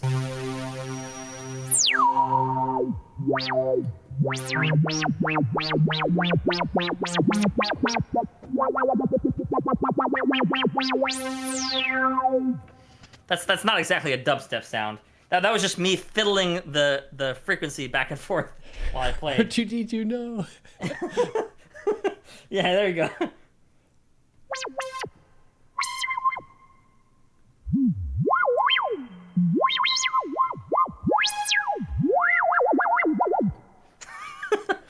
It does sound like R2D2, doesn't it?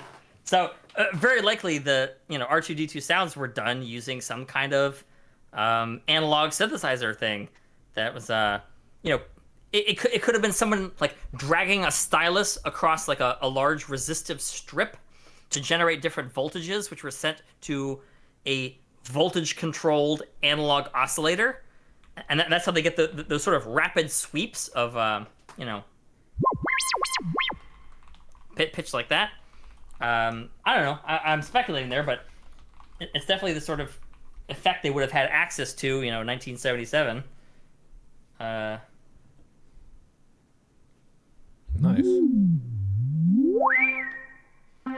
I don't know if we can get any better at dubstep than that. What if I try...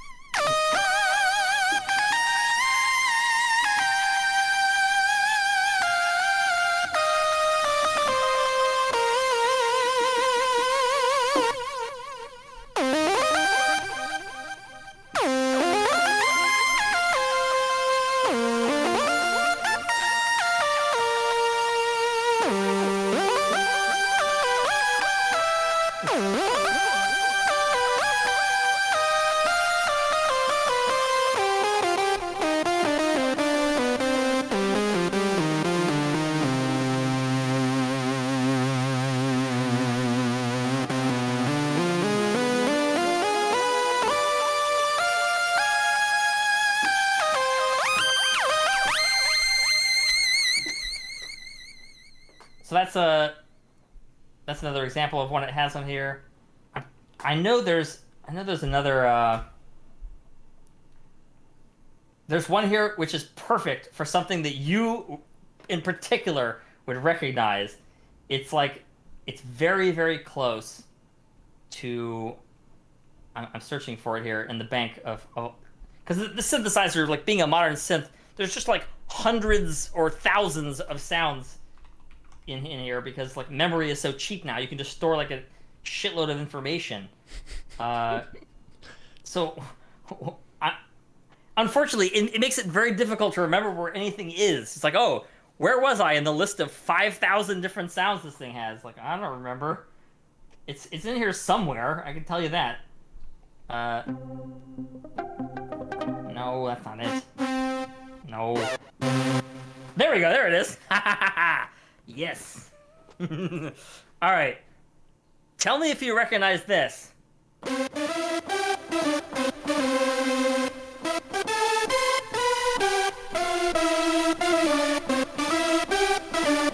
taking the hobbits to Isengard! To Isengard! The hobbits, the hobbits, the hobbits! Yes. Exactly. So that's one of those classic detuned super saw sounds with a bunch of like extra stuff to make it even like more crazy and wobbly. Like, I don't know if you can hear that, but there's like ping-ponging left and right delays. And then a bunch of reverb as well. So, it can do just about anything if you can figure it out. But part of the challenge with these synthesizers is they have so many capabilities that it's almost impossible, even for the person who designed it, to remember everything that is in there. So it's crazy. Chat was asking, what synthesizer are you using right now? This is the Roland Juno X. It is a fairly recent synthesizer. Yeah, exactly. Roland Juno X. It's probably like 3 years old or less, so it's quite modern. And it's basically like a greatest hits of everything that Roland has ever made. And Roland has made some of the most iconic synthesizers of all time. So, their greatest hits all in one place is pretty cool. Yeah, so that's the cheesy super saw. There's also some like super fat bass patches. Oops.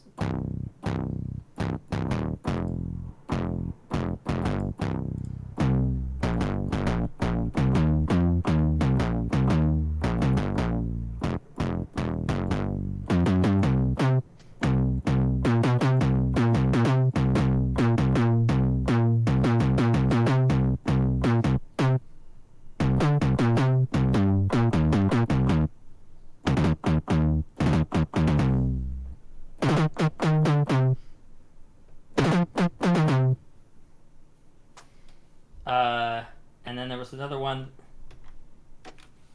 So that one has a fast attack and a fast release. Yeah, exactly. So if you have like a basically instantaneous attack and then a fairly short release, you get kind of a staccato plucked sound. Mm-hmm. You know, oops, wrong octave. Hang on. No, that one, yeah. Yeah, so that's like a again, it's the wrong. It's not exactly the right sound to use for that because it would have been done on an analog synthesizer. Can you do the 303 acid sound? I don't know what that is. The 303 acid. So I know what you're talking about. Yeah, that was a the Roland 303 was this like little mini keyboard thing that specialized in really gnarly bass sounds. There is almost certainly something like a 303 bass in here, but it's just a question of like what bank is it in? Because like, you know, there's like 40 different banks, like each of which has like over 100 sounds. It's kind of insane. Let me see if it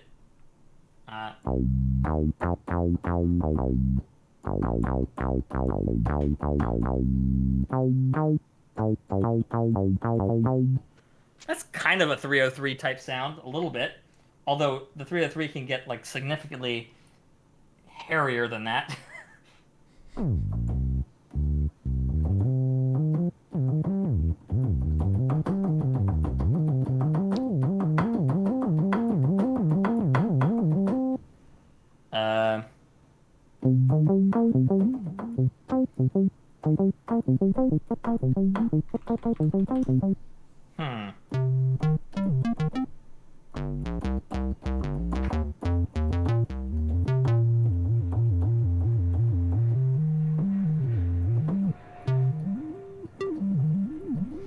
Yeah, so this one has portamento, basically, which means it's instead of redoing the attack of the note, if I press another key before releasing the first one, it just slides the pitch up to the next note rather than restarting the attack. There we go. That's a 303 kind of sound.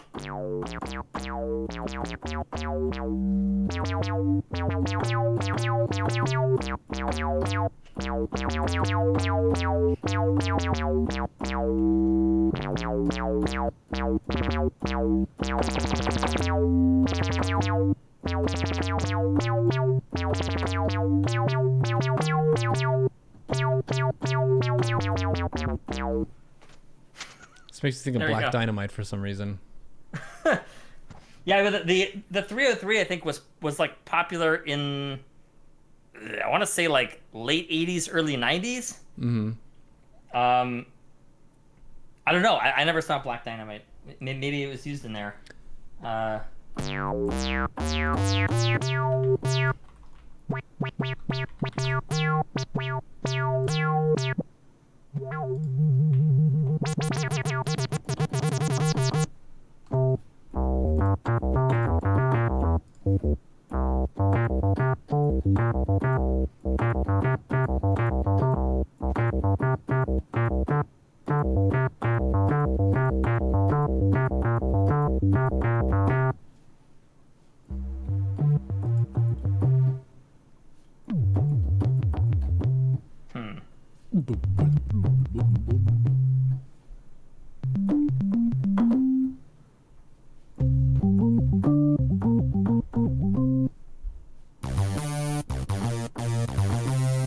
one's a gnarly one. Yeah.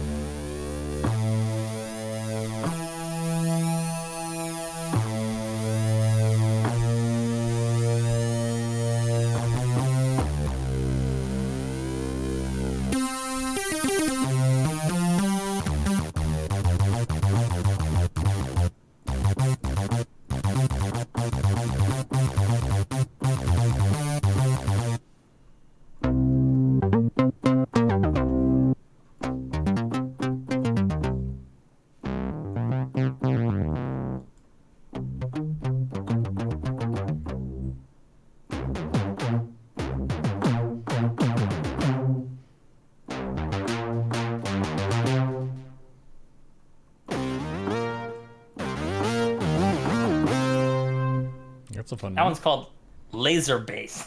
Yeah.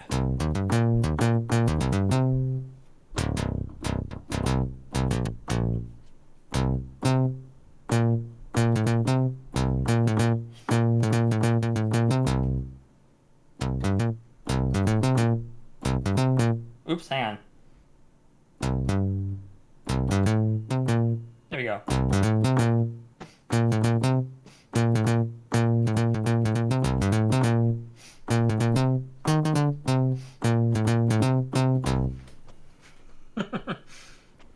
People may recognize that from the Sega Genesis era. Do you own or use any modular synthesizers? I do not have an actual modular synthesizer. However, if you are interested in trying modular synthesizers at no cost but your computer clock cycles, there's a great plugin, or really a standalone program that can also serve as a VST plugin. And by the way, yes, stock SCX. That was exactly that was exactly correct. You've been openly accused of being a magic wizard, so anyone who's worried about having a spell castle that might cause you to dance, cover your ears. Yeah, so this program is called VCV Rack, and it is a fantastic program that I have tried, and it's basically a digital emulation, including visual stuff and like moving virtual cables around and plugging them into things, of a modular synthesizer. So it's like super awesome. Has a fairly steep learning curve at first, but once you understand what you're doing, you can do some very cool stuff with it. Yeah, VCV Rack. Digitally emulated Euro Rack modular synthesizer, of which you can do an infinite number of things. You know, like, it's crazy. So there are lots of cool bass plugins here, but there's also some, like, you know, very standard sounds.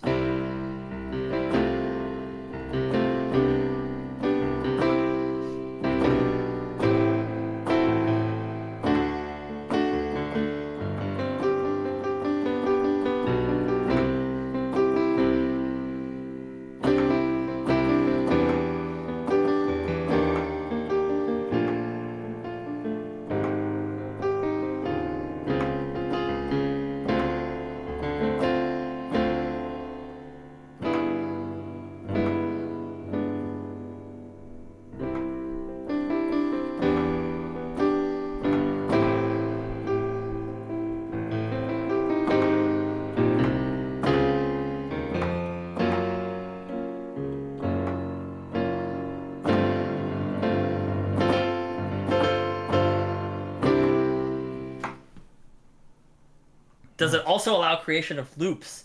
If you're referring to VCV Rack, the answer is yes. If you're referring to this synthesizer, the answer is yes.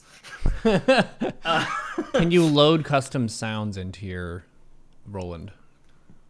Almost certainly, but I have no idea how to do it. I'm absolutely sure that it can be done. This has been asked 4 times since we've started. Is mayonnaise an instrument? Is mayonnaise an instrument? If you get mayonnaise cold enough, it will solidify. I'm pretty confident of that. And once it has solidified, I think you could get a pretty decent wood block sound out of it. Okay. So it depends on the temperature of the room. Yeah, I'm not confident you could turn mayonnaise into a stringed instrument. I don't think it would. It has the tensile strength to, you know, be a stretched string. Mm-hmm. I suspect it would fail, but I bet it can do an Idiophone impression that's not half bad. All you need is, you know, a jar of your favorite mayonnaise and a vat of liquid nitrogen, and you can be the first to make it happen. So we got piano, you know, classic sound, of course. I had mentioned previously that that Rhodes piano, which is like an electrified version of a Celesta. Well, here's sort of like this particular synthesizer's attempt to mimic the sound of a Rhodes piano.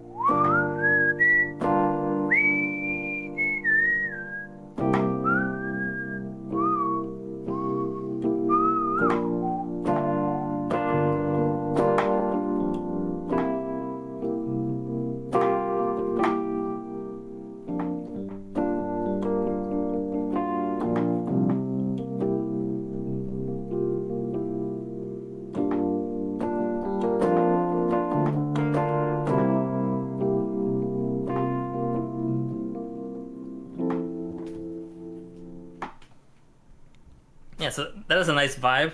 It's Very interesting chill that sound. sounds like that. They sound old-timey to us, but whenever the Rhodes piano was new, that would have sounded really modern and different. Absolutely. Yeah. And the crazy thing about the Rhodes was that it was invented by a guy who was trying to use music to rehabilitate soldiers who had fought in World War II. Who may have had severe PTSD and were dysfunctional in all kinds of ways, and so and they might have been physically injured. It could barely move. So he was trying to make an instrument that was easier to play than a real piano, and so he came up with this mechanism of just a really stripped down thing, just the keys, a little lever that strikes a little metal tine, and voila, he hits upon this design, and it sounds fabulous. But it's so odd that it came out of what it amounted to therapy. Gave us this great sound that was used throughout the. I mean, certainly the 60s and 70s, it was very popular. But you can hear this synthesizer is emulating that distortion that you get by overdriving the pickups on it. So it's if I play it softly. Okay, it's not. It's pretty chill. If I hit it hard, it starts to distort a little bit and gets a little bit buzzier. Mm-hmm. So it's like.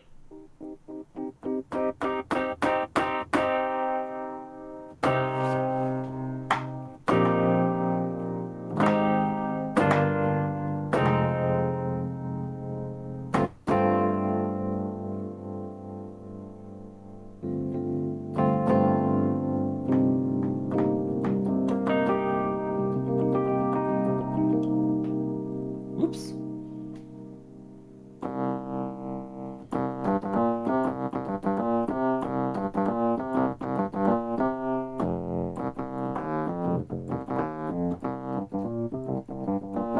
Okay, I'm not really a piano player, so I'm not going to try to do Ray Charles there. But it's got a lot of cool sounds. Here's a harpsichord.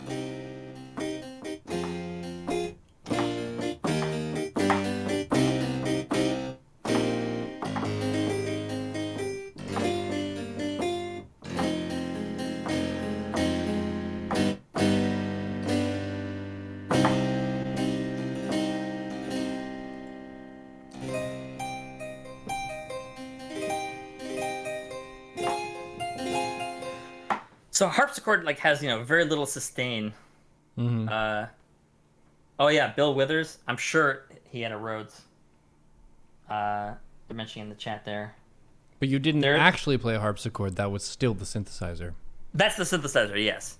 I tried to find a sample of a real harpsichord, but the internet failed me, and.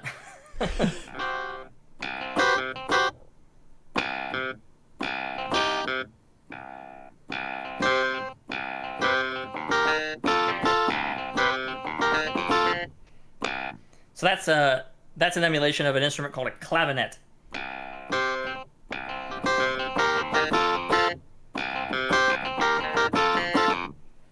Sounds like Stevie Wonder or something, basically. Nice.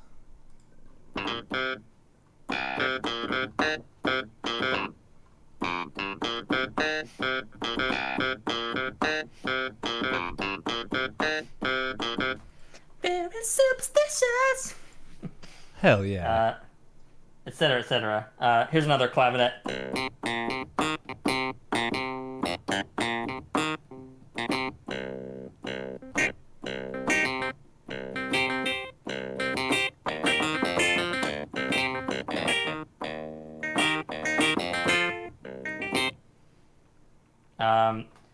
There was a really cool one in here.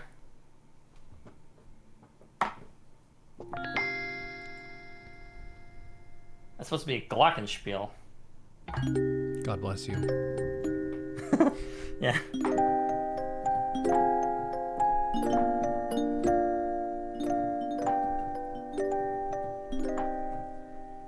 A music box. Chat asks, have we discovered all types of instruments yet? Gonna go with a no. Yeah, it seems very unlikely that we've invented everything there is to be invented. I would have a hard time believing that, but Well, I guess the classes or the types of instruments have covered most things. I don't know if there would be another way to generate sound that would be outside of all of those.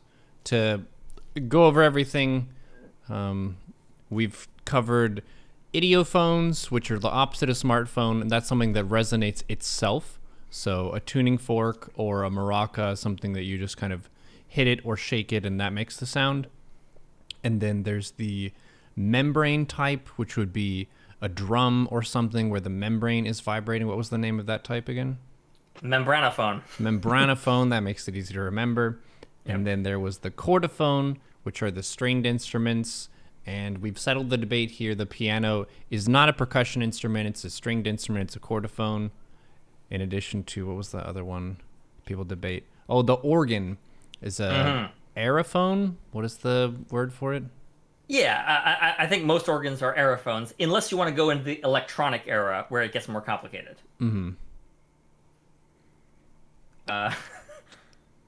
And then there's the electronic type. Yeah, the electrophones. And then, I'm playing an electrophone that is mimicking via sample-based synthesis. In other words, just it's playing back recordings every time I press the key because, like here in the computer age, we have infinite power to do whatever we want, basically. So we got a vibraphone.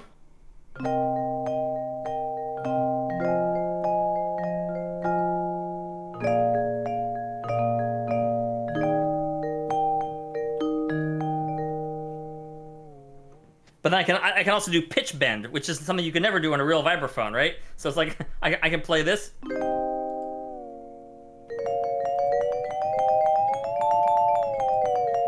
Like, well, okay, that's not like any vibraphone you've ever heard.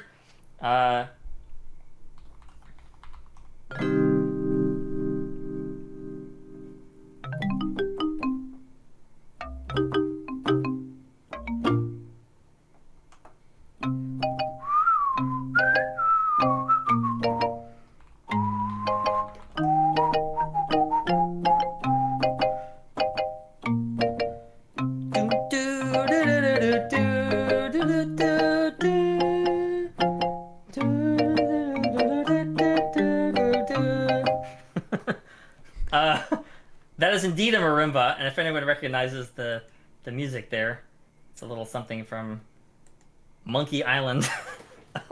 Oh yeah, I played that game. Yeah, that's like the theme of Monkey Island is like.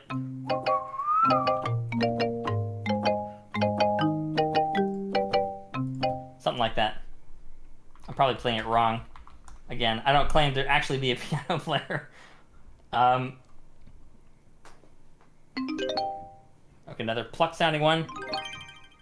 I don't know what that is.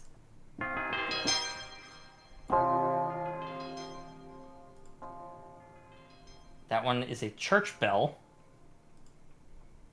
Oh, that's right. There's some really good organ sounds in this thing.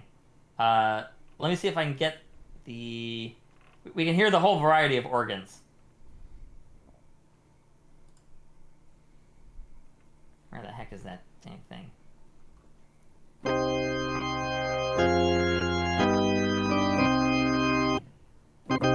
So that's like an electronic sort of organ sound. Mm-hmm.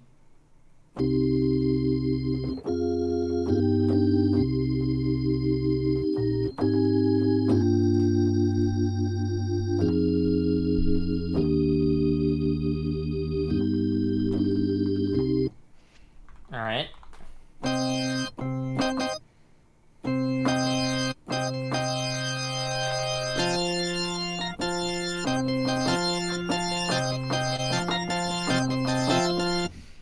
That's a 1960s kind of electronic organ. All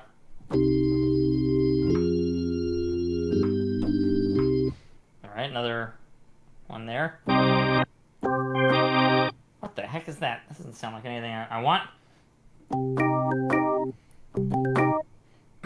Yeah, there's an organ that has a percussive sound at the beginning.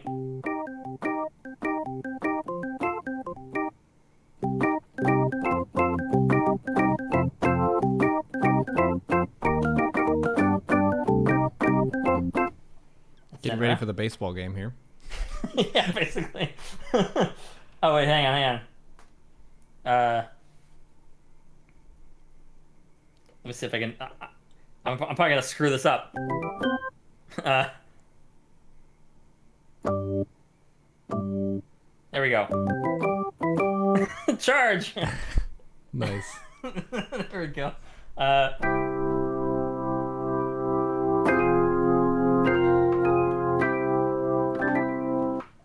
Okay, there's another one. Here's one called rock organ.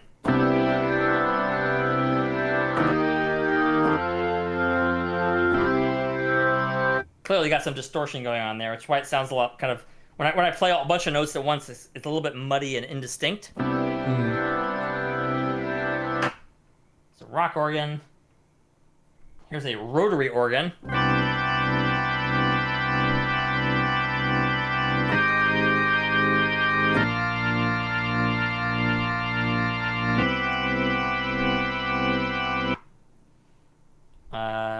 And usually when they say rotary, they're referring to a speaker that has a baffle that spins around and sort of like directs and does a little bit of Doppler effects to the sound as it spins. Ooh, here we go. Church organ.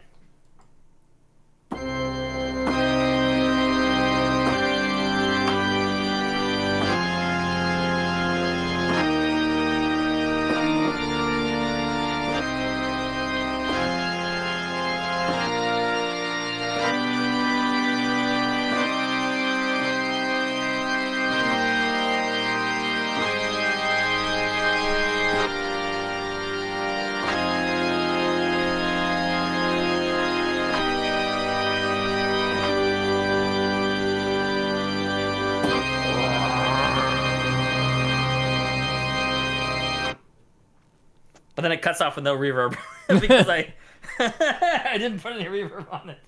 So it doesn't sound like a real church organ. But that's another thing that electronic instruments give you is the ability to decouple instruments from the physical space they reside in. Yeah, because there's no way to stop the sound that fast if you have huge pipes in a church. Exactly. Like, yeah, you'd have to bring the organ outdoors and have like no reflective surfaces anywhere nearby. Which is like never gonna happen. Yeah. So yeah, like these electronic emulations of things let us pick and choose exactly what things we want. So we have a ton of ooh.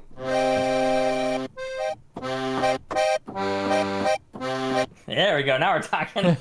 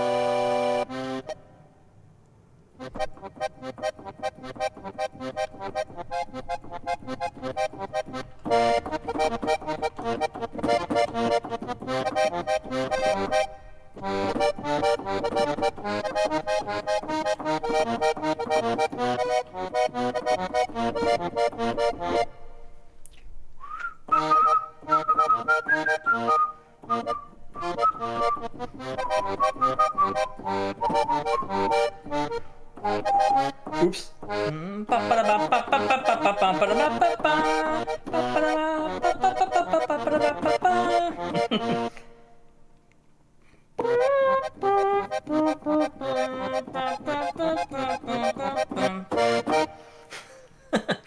you just do that from memory?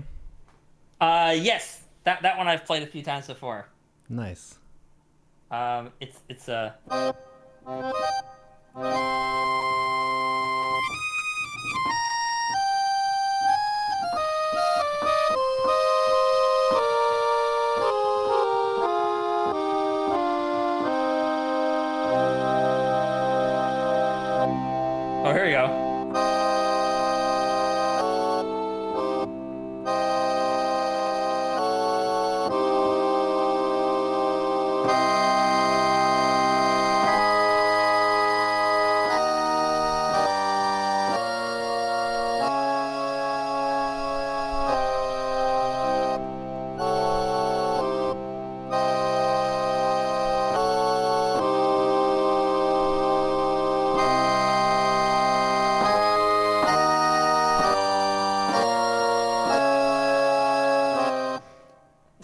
accordion playing something from Raiders of the Lost Ark.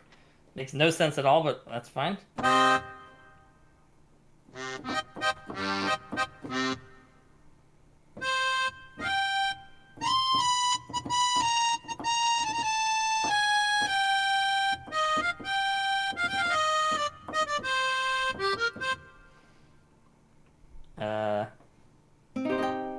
That's supposed to be a guitar. Not a bad sound. That's supposed to be a ukulele. It sounds exactly like a guitar. What else we got in here? And these are all presets? These are all presets. This thing, I mean, this is just the bank of things that are supposed to sound like actual instruments. There's like hundreds of other sounds, thousands, I'm sure, that are, just like straight up synthesizer sounds that don't sound like any real instrument. Like what is this one here?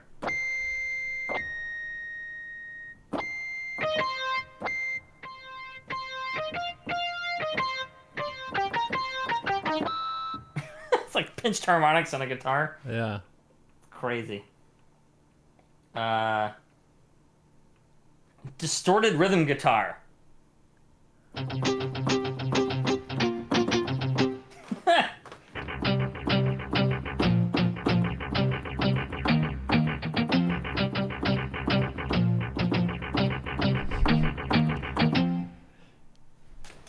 This instrument is called the fax machine.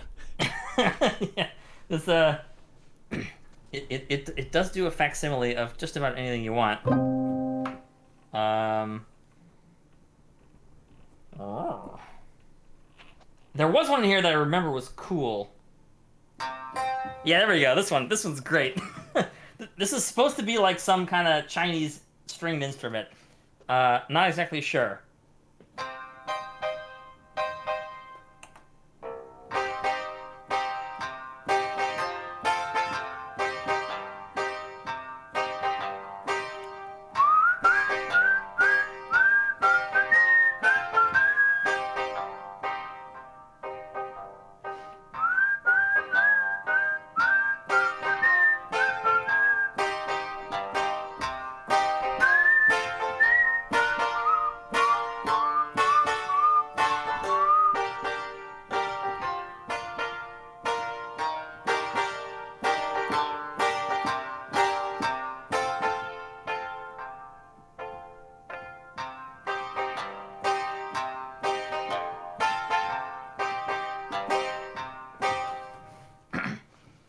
Not sure if anyone recognized that one. It's from the movie Once Upon a Time in the West.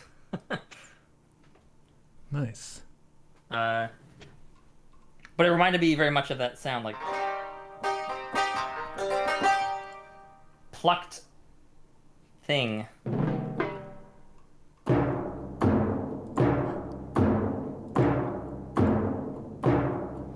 It's just a bunch of drums. Yeah. So you have a full array of timpanis.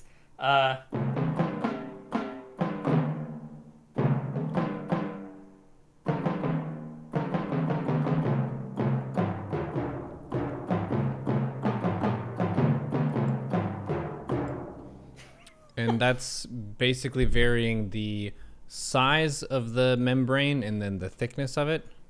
Size, thickness, and tension will all go into the pitch of a drum. Right. Yeah, so it's like, you can think of a drum as being the two-dimensional equivalent of a string.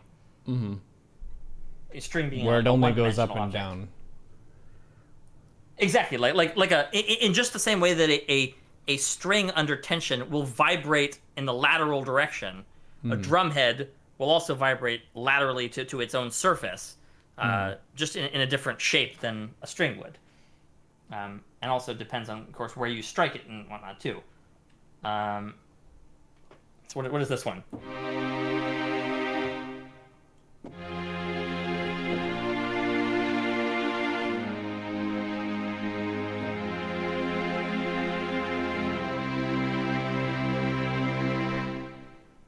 Okay, we got some strings.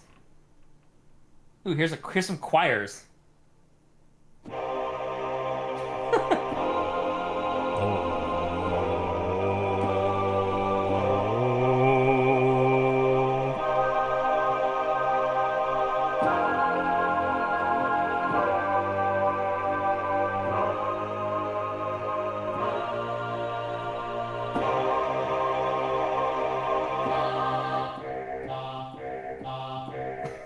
Oh.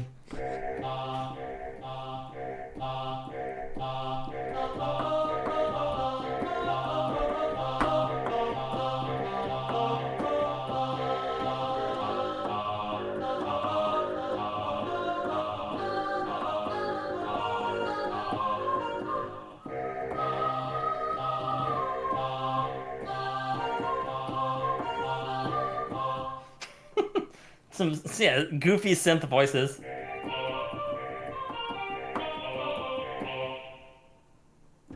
Oh, this is a classic. The do's. That is pure 1980s right there. Oh, it's so good. In vocal performance, we did a Beatles show one time, and singing bass section for that was just so dreadful because all you had were dum-dums and doo-doos. You didn't get any words. So we would just make up words rebelliously. We would say like Blackbird in the song Blackbird instead of just saying doo-doo-doo. That's so funny. Yeah. Oh, this one's hilarious. So this one uses like all the flexibility of a modern synth, being like basically just a computer capable of making sound.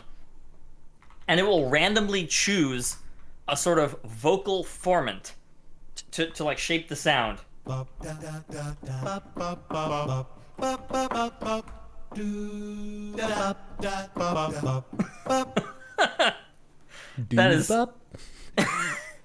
is hilarious. That's such a goofy patch. How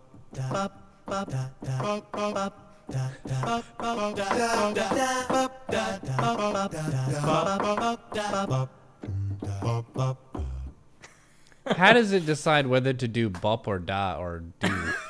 I'm sure it's just randomly generating numbers. Okay. Yeah, I mean, maybe there's a more sophisticated formula than just like, completely random, but For people joining late, yes, we did address the question, is mayonnaise an instrument? FuzzyChord said that it is an instrument or could be an instrument if it's kept at a cold enough temperature that it's a solid object, in which case you could hit it and it might make a woodblock-like sound. So make sure to freeze your mayonnaise before hitting it and using it as an instrument. That is a strange one. This one's supposed to sound like a cat voice.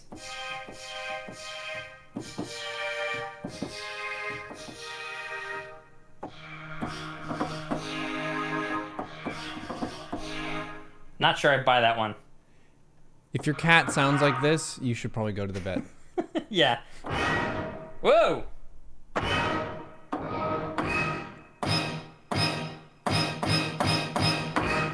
Super fast attack and release. Yeah. So that is the classic orchestra hit sound. It's supposed to be like everyone in the orchestra just firing off one note. Oh. And the way that I'm remembering the attack, decay, sustain, release is a hostage situation. What? You get attacked by them, you decay over time because they don't really feed you or treat you the best, and they sustain that for some time while they negotiate with the police, and then you get released. That is an amazing analogy. I don't think I've ever heard that one. Yeah, you're holding the note hostage. It's great.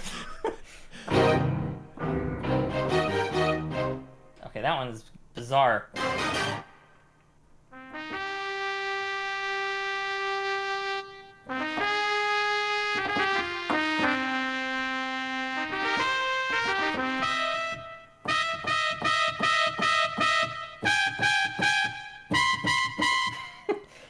Increasingly annoying trumpets.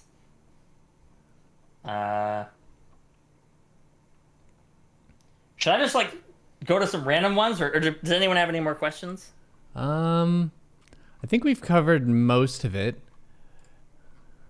Yeah, there's basically like I think we've gone over everything except possibly like how some of the new synthesizers work. Uh-huh. Oh yeah, Ligerman wants to know about the theremin. I don't know how to make this thing do a theremin sound. I'm sure it can generate like a sine wave or some other like simple waveform, but as for doing like huge pitch bends across multiple octaves, I don't know how to make the synth do that. I have a pitch bend wheel, but it only goes up and down 2 semitones, so it's not the greatest. Wow, wow.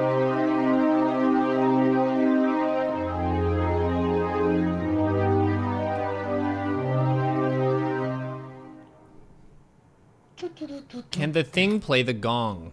Yes, it can.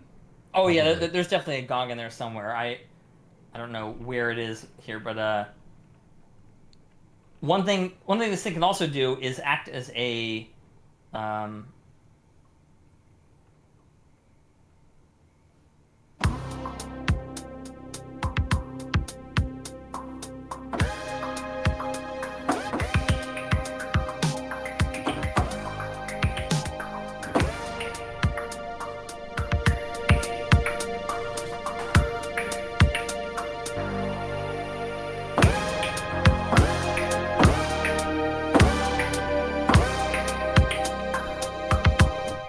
so it'll like fill in little beats for you if you tell it to. Huh. That's interesting. Yeah, it's like it kind of like tries to detect what your intention might be and like come up with something that it thinks fits. It's it's a little janky, but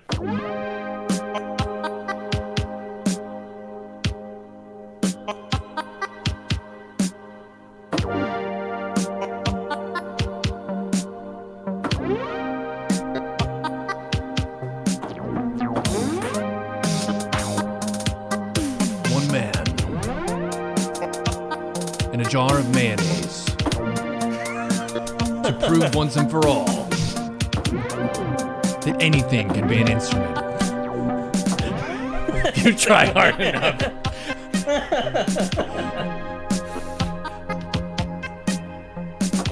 Is mac and cheese an instrument? He had to test it. He needed to know.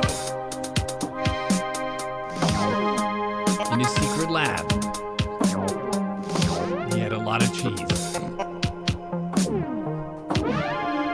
In a dream that was shared by no one else.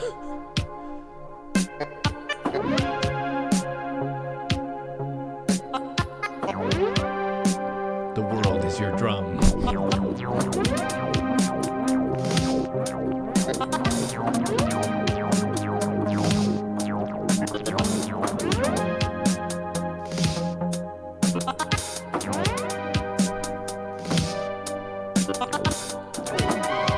oops.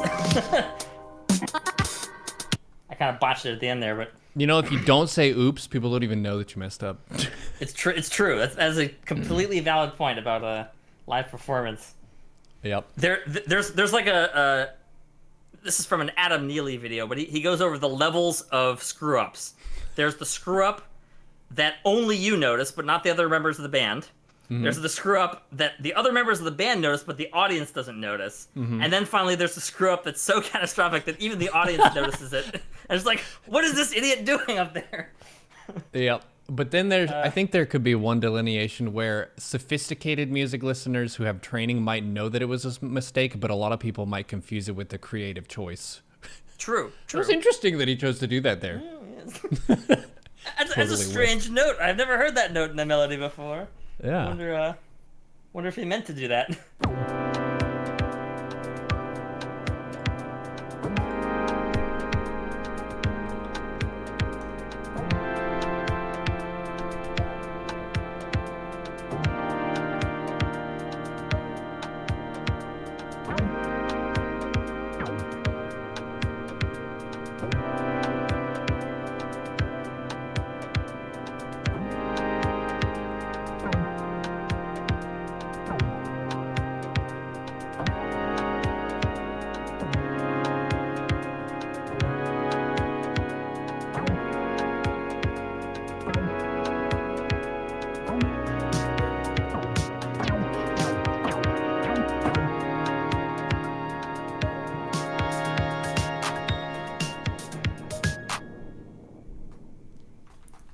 Yeah, so it does all kinds of funky things. I mean, like, these are just the presets, of course, because this thing has, thousands of presets. Like,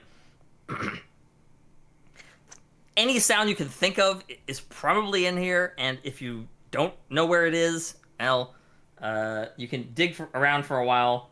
There's probably some kind of search function that I don't know about yet. Or you can try. Is it connected to the internet, or is this stuff stored in the device itself? The stuff is stored in the device, but it also has a USB link. So presumably you could download some sort of new sound if Roland comes out with something like that, and then send it to this device, and then it's permanently in there, I presume. Oh, geez.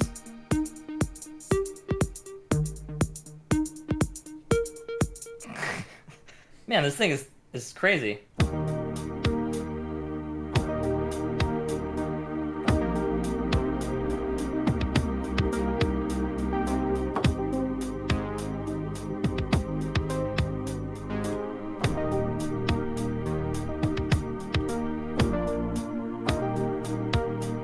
Now that is an 80s ballad right there.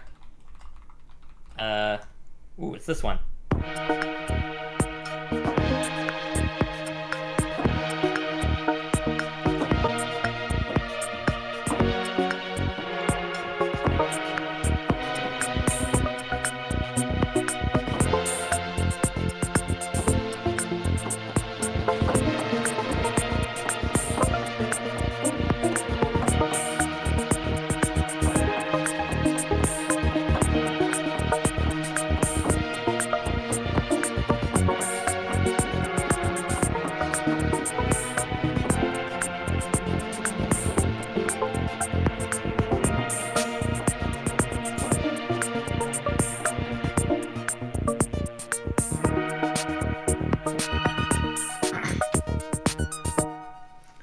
The question is, are portions of the keyboard partitioned off for different instruments? Yes, you can do a split where you devote, everything below a certain note to one instrument and everything above it to another instrument. It may be capable of doing more than one split, but I don't know about that. But yeah, that sort of split functionality is absolutely a standard feature in most modern digital synthesizers. Nice. What is this thing?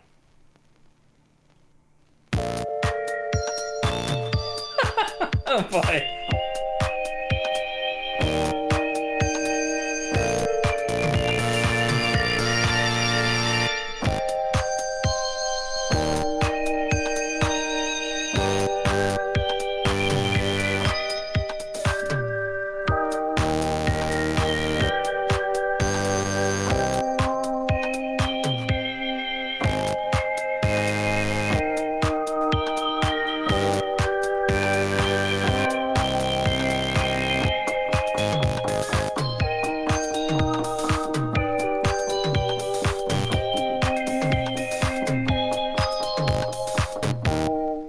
That is extremely cheesy.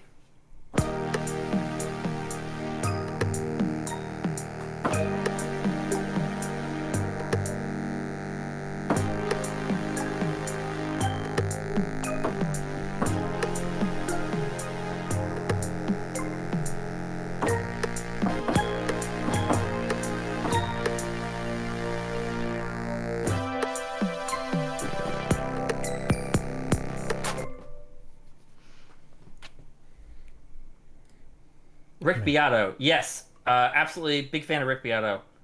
Yeah,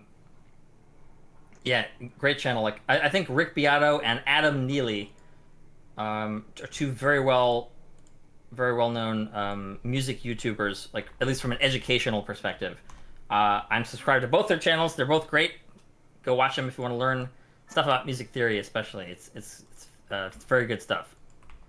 It's the kind of thing that like normally you'd only get from like some college course or whatever, but they just give it away for free. It's fantastic. Who is the other one? Rick Beato and who? Adam Neely, Neely. Adam Neely, got it. Yeah, they're both excellent. Nice. Yeah, I don't know. I'm sort of out of. Well, this was hella fun. So for people who are tuning in late, we've covered the various different types of instruments in this talk, and then had basically a jam session, seeing what all synthesizers can do and how different sounds can be modulated and modified and so on. Where would we go from here now that we've discussed the types of instruments? Because we did a Music Theory 101, which was sort of like what is sound, hitting that fundamental. And then now we have the different types of instruments. Where to from here? There's still more to talk about with audio, I would guess. Yeah, there's a whole bunch of other topics. Sound can be like deconstructed from like a physics and math perspective, and that's something that is like maybe not the most accessible topic unless people are comfortable with kind of like algebra level math. I'm not sure that's the greatest topic for just like an online kind of lecture type thing. At least not without a visual aid. It really helps to sort of be able to like write out the math. But as far as music theory stuff, we can absolutely go further into music theory. Like I have a whole bunch of topics here, like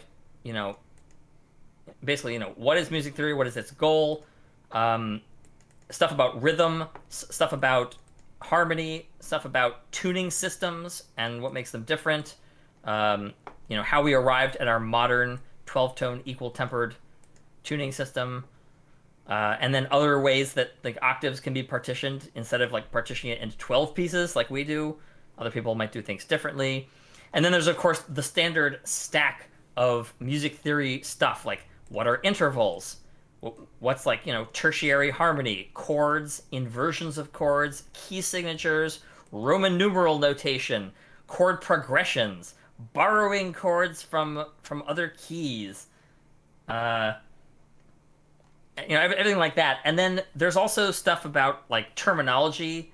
Like there's a lot of Italian words that have made their way into the music lexicon. When you say like staccato versus legato, all that kind of stuff.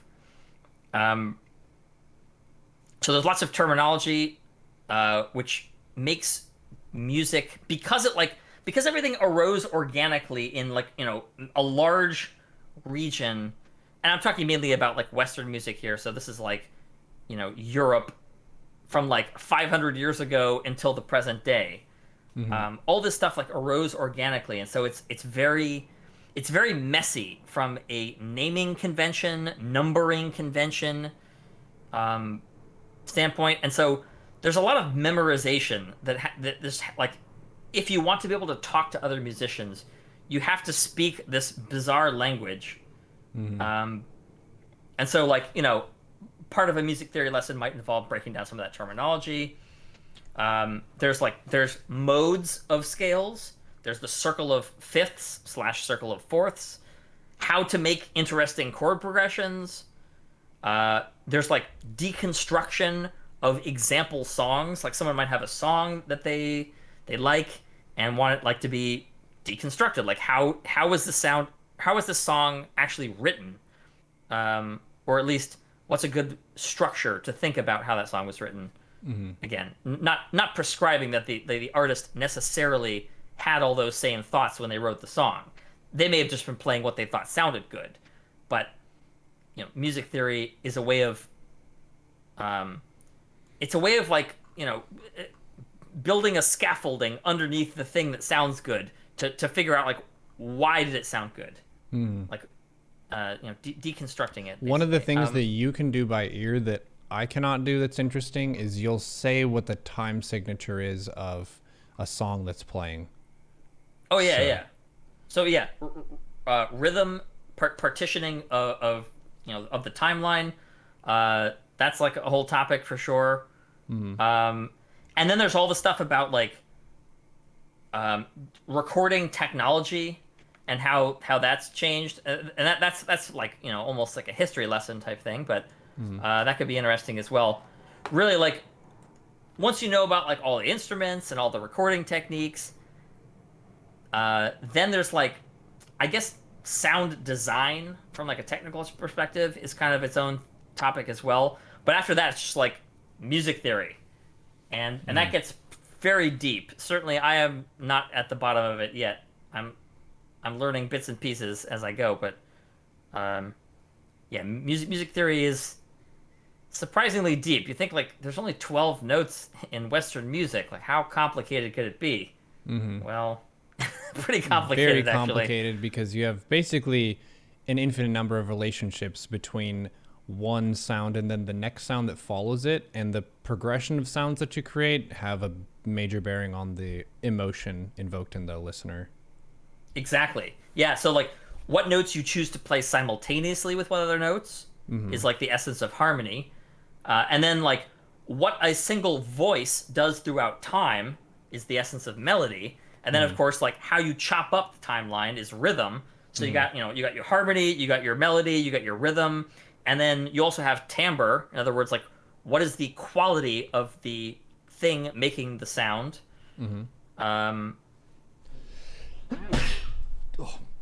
Yeah, I mean, and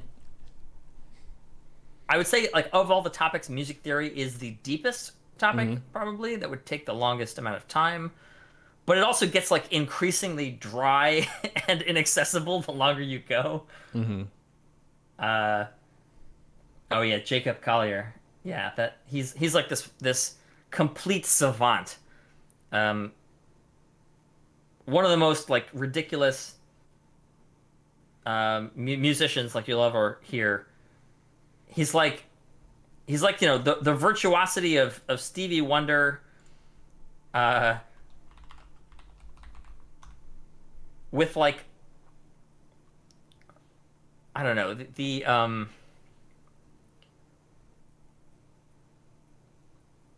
of like the theory background of like the most esoteric like academic study kind of thing, and then he's also just like amazingly good on a whole bunch of instruments. He's pretty ridiculous. As soon as he learns how to like write a good original song, he's gonna be like unstoppable. I'm not quite sure he's there yet. Some of his things sound a little more like technical exercises to me than they do like actual songs. So maybe he needs to work on accessibility a little bit. But can you make music politically correct? I suppose so. I don't know. I'm not sure what politically incorrect music would be, other than what, like music with a bunch of swearing in it or something. Yeah, it's interesting the meaning behind the music and how a lot of music doesn't necessarily need lyrics to create a strong sense of meaning or feeling in the audience. Like some of the sounds you were just making with the synth, they sound more happy or they sound spooky or they sound sad. And I think some of those are just like based on human nature. Like we perceive them that way as a universal, even if you weren't taught like, okay, now you're supposed to feel spooked out by this sound. It just has that quality to it, which is really interesting. Yeah, and that's something where I have to just defer to like some kind of psychologist's description. I don't know that anybody knows for sure. I think a good portion of it is learned culturally. For example, we may have seen like a scary movie on TV or something, and it has a certain sound cue, and then we associate that sound cue with something spooky, and then like forevermore we have that association. But some of it might not be learned. Some of it might be in it, and or innate, I should say. Maybe it's a better pronunciation. Well, cool. Yeah, it's interesting for sure. But like the concept of functional harmony, is sort of an attempt to like describe like the quality of chords and what is their function. Where is the chord like trying to go? In other words, like does the chord feel at rest, like it's a place where you can stop, or does it feel like it wants to resolve to something else? Yeah. Yeah, it'll sound unfinished if you leave the tension and you don't resolve it. Exactly. There's one more bit of comedy here. Sorry, this is just the briefest thing. Oh, hello. Hang on a second. I've lost the. Where did it go? Come on, synthesizer. I wanted to give an example of that sort of functional harmony. There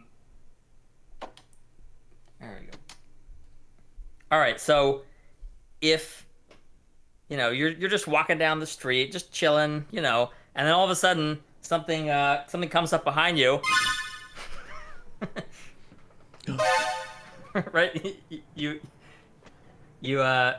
That is a diminished 7 chord, and we associate it with some sort of like tension or surprise, or something bad about to happen. Exactly, or a big exclamation point that pops up over your character's head, alerting you that you've been spotted by the guards. Yeah. Anyway. Cool. So we can potentially just hit rhythm or melody and harmony, or we could dive into more musical theory. But this was super fun. Ended up taking about twice as long as we thought, but a lot of that was jamming for fun and just continuing to have fun, which is awesome. Yeah. You said you got your synthesizer when? It's a pretty new model, yeah? Yeah, I got it like 3 months ago. Nice.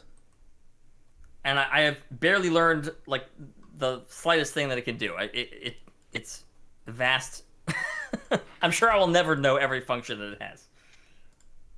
Well, cool. For people who missed any or all of this discussion, it will be on YouTube. We're going to call this Music Discussion number 2. We need a cool like name for these segments. We have Philosoclock and World Discussion and stuff, but this was hella cool.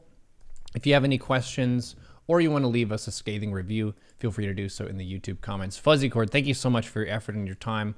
You've got a lot of fans. Everyone who's listening to him on the synthesizer, if you felt hypnotized to listen to a bunch of really high quality music, that's normal. He's a magic user when it comes to these musical ways. So I would say I'm an acolyte. I would not say I've reached full wizard status yet as a musician. It's a long way off. But thank you. Yeah. Well, thank you, FuzzyChord, and we will see you on the next music discussion. Be well, my lord. Likewise, sir. GG. Nice. Thank you, chat, for participating. This is something that we don't normally do, but we did once before and thought we could do it again. And that's hella fun. Last time, one of the cool things he did too was played his guitar and showed us different kinds of distortion. And it was one of those where, for me, just as a selfish listener, I was like, can you make one with the black metal sound? And then he did the distortion. I was like, yeah, this is the way. Well, thank you, FuzzyChord, and thank you all for tuning in to this musical discussion of the types of instruments and so on. Let's hit the gong. I have a sound.